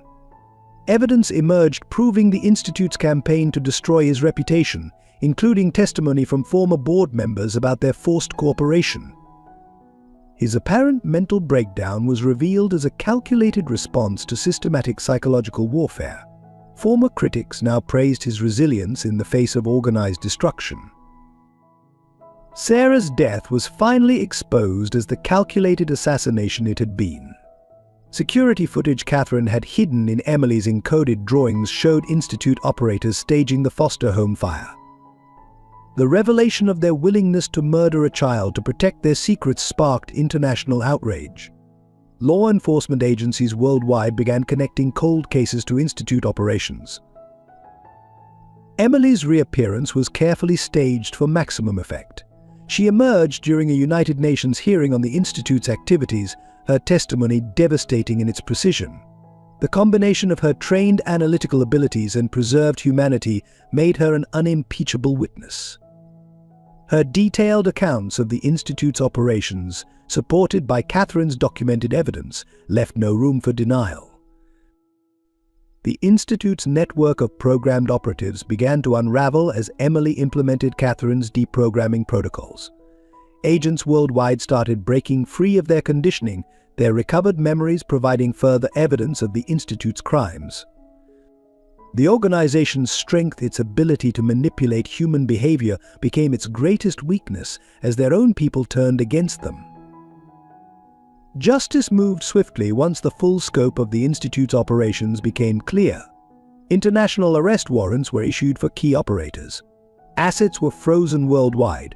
Former Institute facilities were converted into rehabilitation centers for their victims. The very systems they had built to protect themselves now served to ensure their complete dismantling. Maxwell watched from his restored penthouse as the Institute crumbled, each news report confirming another victory. Emily worked tirelessly beside him, using her training to identify and assist in deprogramming other operatives. Their bond, tested by fire and deception, had emerged stronger.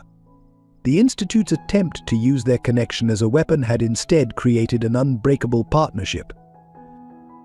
Charles documented everything, his meticulous nature now serving to create an official record of the Institute's fall. His loyalty, unwavering through their darkest moments, was vindicated as the truth emerged. The butler's quiet strength had provided the foundation they needed to survive until justice could be served. The final piece fell into place with the discovery of Catherine's last gift, a complete database of the Institute's operations, hidden within Emily's artistic training. The information provided authorities with everything needed to prevent any possibility of the organization re-emerging.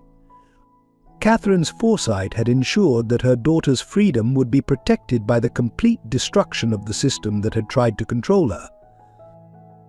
As the Institute's last facilities were raided and its final operators brought to justice, Maxwell and Emily stood on the penthouse roof at sunset. The city below them hummed with life, unaware of how close it had come to falling under complete psychological control. They had lost much in their battle wealth, reputation, innocence, but had gained something far more valuable: the truth about their family and the chance to honor Sarah's sacrifice. The Institute had created what they thought was the perfect system of control, never realizing that their greatest achievement, Emily, would become the key to their destruction. In trying to program out humanity, they had instead proven its resilience. Justice had been served not through force or deception, but through the one thing they couldn't control or predict: the enduring power of family love. The small town of Millbrook welcomed them quietly, without fanfare or scrutiny. Maxwell chose it precisely for its unremarkable nature, a place where Emily could experience normal childhood moments without the weight of her training constantly pressing down. The Victorian house they purchased, though modest compared to the penthouse, offered something far more valuable: anonymity. But Charles accompanied them, naturally, transitioning seamlessly from butler to family member. His presence provided continuity, a bridge between their past life and this new beginning. He converted the garden shed into a security hub, maintaining vigilance without compromising their attempt at normalcy. His morning routines now included teaching Emily about proper tea service alongside monitoring Global Institute activity reports. The idea for the community center emerged from Emily's drawings, sketches of children playing, learning, healing. Maxwell used what remained of their resources to convert an abandoned warehouse into Sarah's place, a sanctuary for children affected by trauma. The programs they developed incorporated subtle elements of Emily's deprogramming protocols, helping other Institute survivors while maintaining their cover as a standard youth center. Emily's integration into normal life progressed in careful stages. She enrolled in the local school under Catherine's family name, her extraordinary abilities tempered by careful coaching on how to blend in. Her art classes became her sanctuary, a place where she could express herself without fear of revealing too much. Her teachers noted her talent, but attributed it to natural gift rather than intensive training. The house slowly transformed from a safe house into a home. Emily's artwork began appearing on walls, not as coded messages but as genuine expressions of emotion. Maxwell converted the attic into an art studio for her, complete with skylights that let her track the movement of stars, a habit from her training that now brought comfort rather than tactical advantage. Their family dynamic evolved in unexpected ways. Maxwell learned to be an uncle rather than a protector, discovering the joy in simple moments like helping with homework or arguing about bedtime. Emily gradually allowed herself to act her age, her laughter becoming more frequent, her hypervigilance softening into normal childhood awareness. Charles found his own path to renewal, establishing a cooking school in the community center's kitchen. His classes became popular among local youth, though few realized how he wove subtle lessons about awareness and self-protection into his culinary instructions. His legendary chocolate chip cookies became a symbol of comfort for children working through trauma recovery programs. The community embraced them gradually, drawn by their quiet dedication to helping others. Maxwell joined the town council, using his business experience to revitalize the local economy without drawing attention to his past. Emily started a youth art program, her institute training finding positive expression in her ability to recognize and nurture talent in others. Their house became known as a safe haven for children in crisis. Through carefully established networks, they began receiving young institute survivors, providing temporary shelter while connecting them with legitimate support services. Each success story helped heal their own wounds. Each child saved a small victory against the system that had tried to destroy them. Sarah's presence remained strong in their new life, but transformed from a shadow of guilt into a source of inspiration. Her photo hung in the community center's entrance, her smile welcoming each new child seeking help. Maxwell often found Emily sitting beneath it, sketching portraits of the mother she'd never met, but whose legacy she carried forward. The transformation of their mission from revenge to rehabilitation happened naturally. Instead of focusing on hunting down remaining institute operators, they channeled their energy into healing its victims. The databases Emily had helped expose were now used to identify and reach out to other survivors, offering them a path to recovery. Their security measures remained robust but unobtrusive. Charles maintained contact with trusted allies in law enforcement and intelligence communities, while Emily's art continued to encode critical updates about potential threats. But these precautions no longer dominated their lives, they were simply part of their new normal. Maxwell found unexpected peace in their simpler lifestyle. The pressure of running a global empire was replaced by the more meaningful challenge of helping individual children rebuild their lives. His business skills found new purpose in managing the community center's resources and developing sustainable support programs. The small town's rhythms began to heal them all. Emily discovered the joy of seasonal celebrations without tactical analysis. Maxwell learned to measure success in smiles rather than stock prices, and Charles found that his perfectionist tendencies could create beauty beyond mere order. Together, they were building something the Institute had never anticipated: a genuine family, stronger for being chosen rather than programmed. The most profound changes occurred in the quiet moments when no one was watching.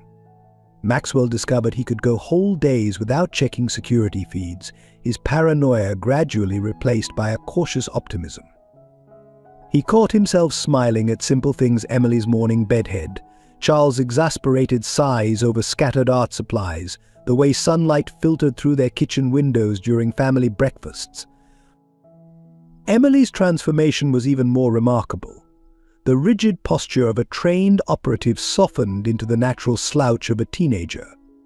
Her observation journals evolved from tactical assessments into typical diary entries about school crushes and friendship drama.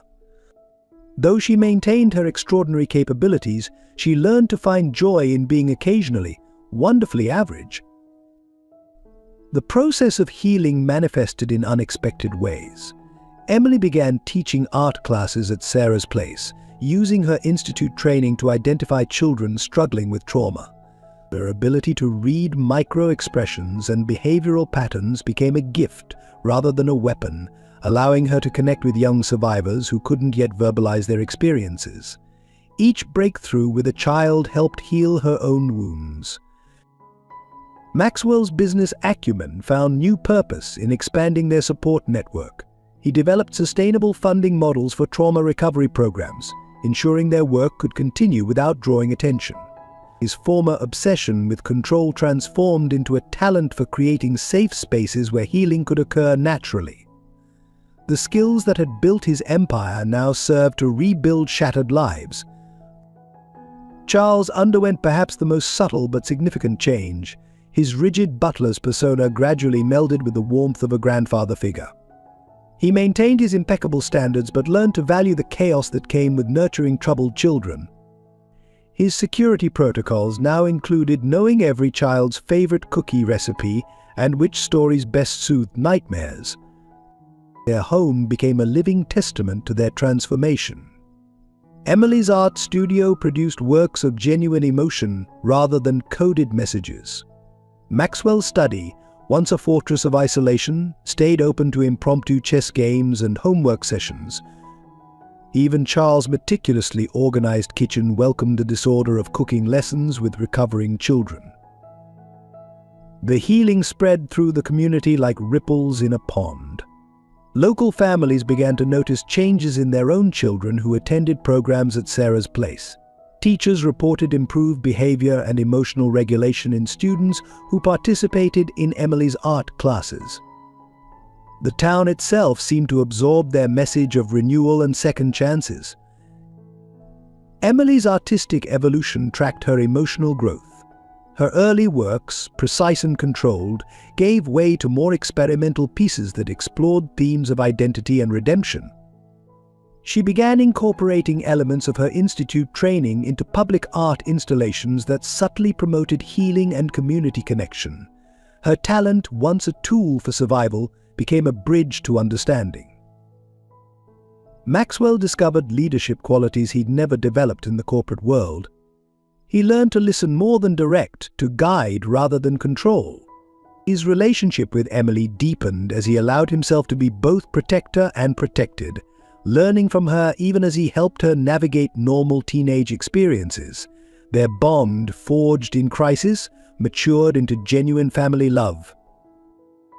The community center became a model for trauma recovery nationwide, though few understood its true significance.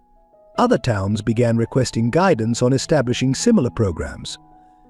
Maxwell and Emily carefully shared their methodologies while maintaining the confidentiality of their institute knowledge.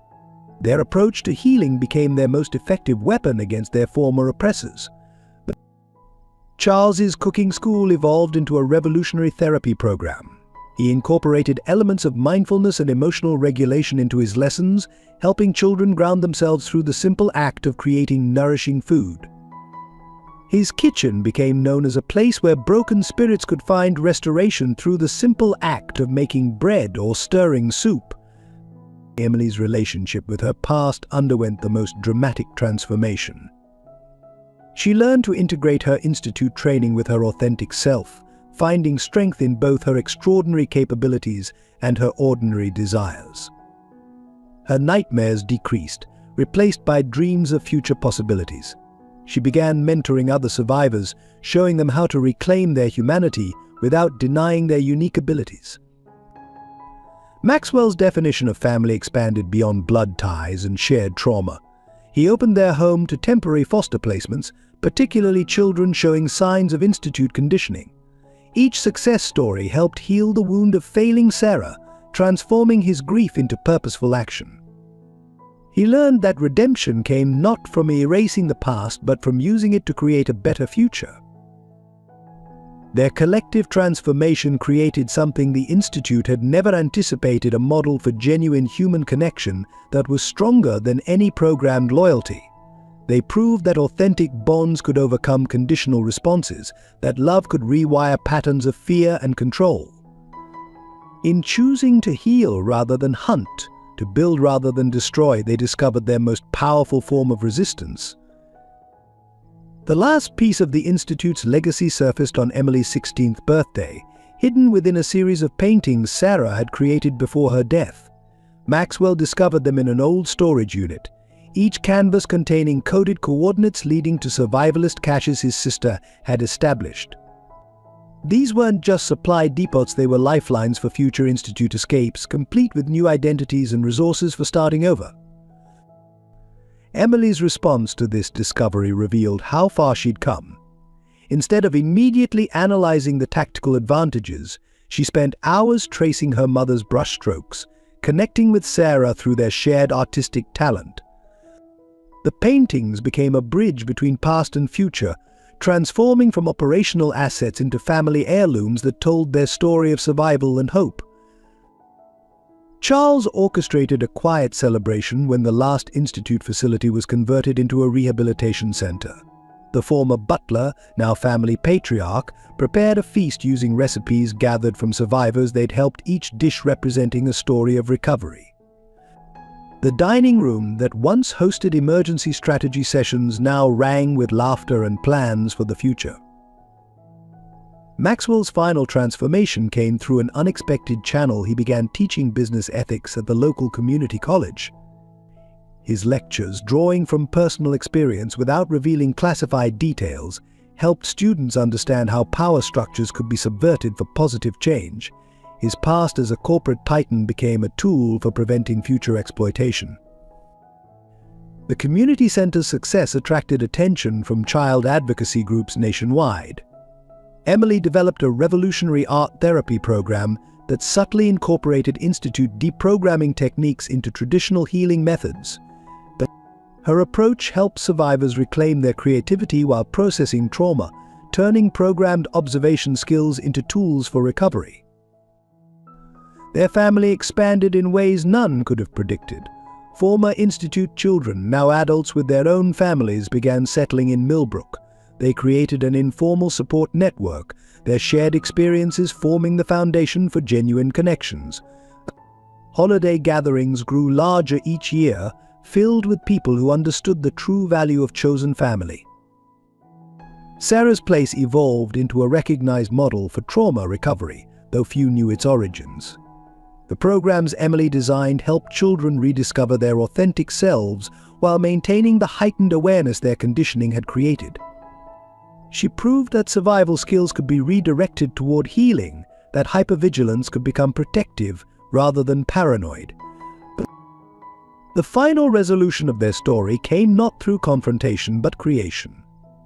Maxwell used his remaining resources to establish a foundation in Sarah's name, dedicated to identifying and supporting gifted children at risk of exploitation.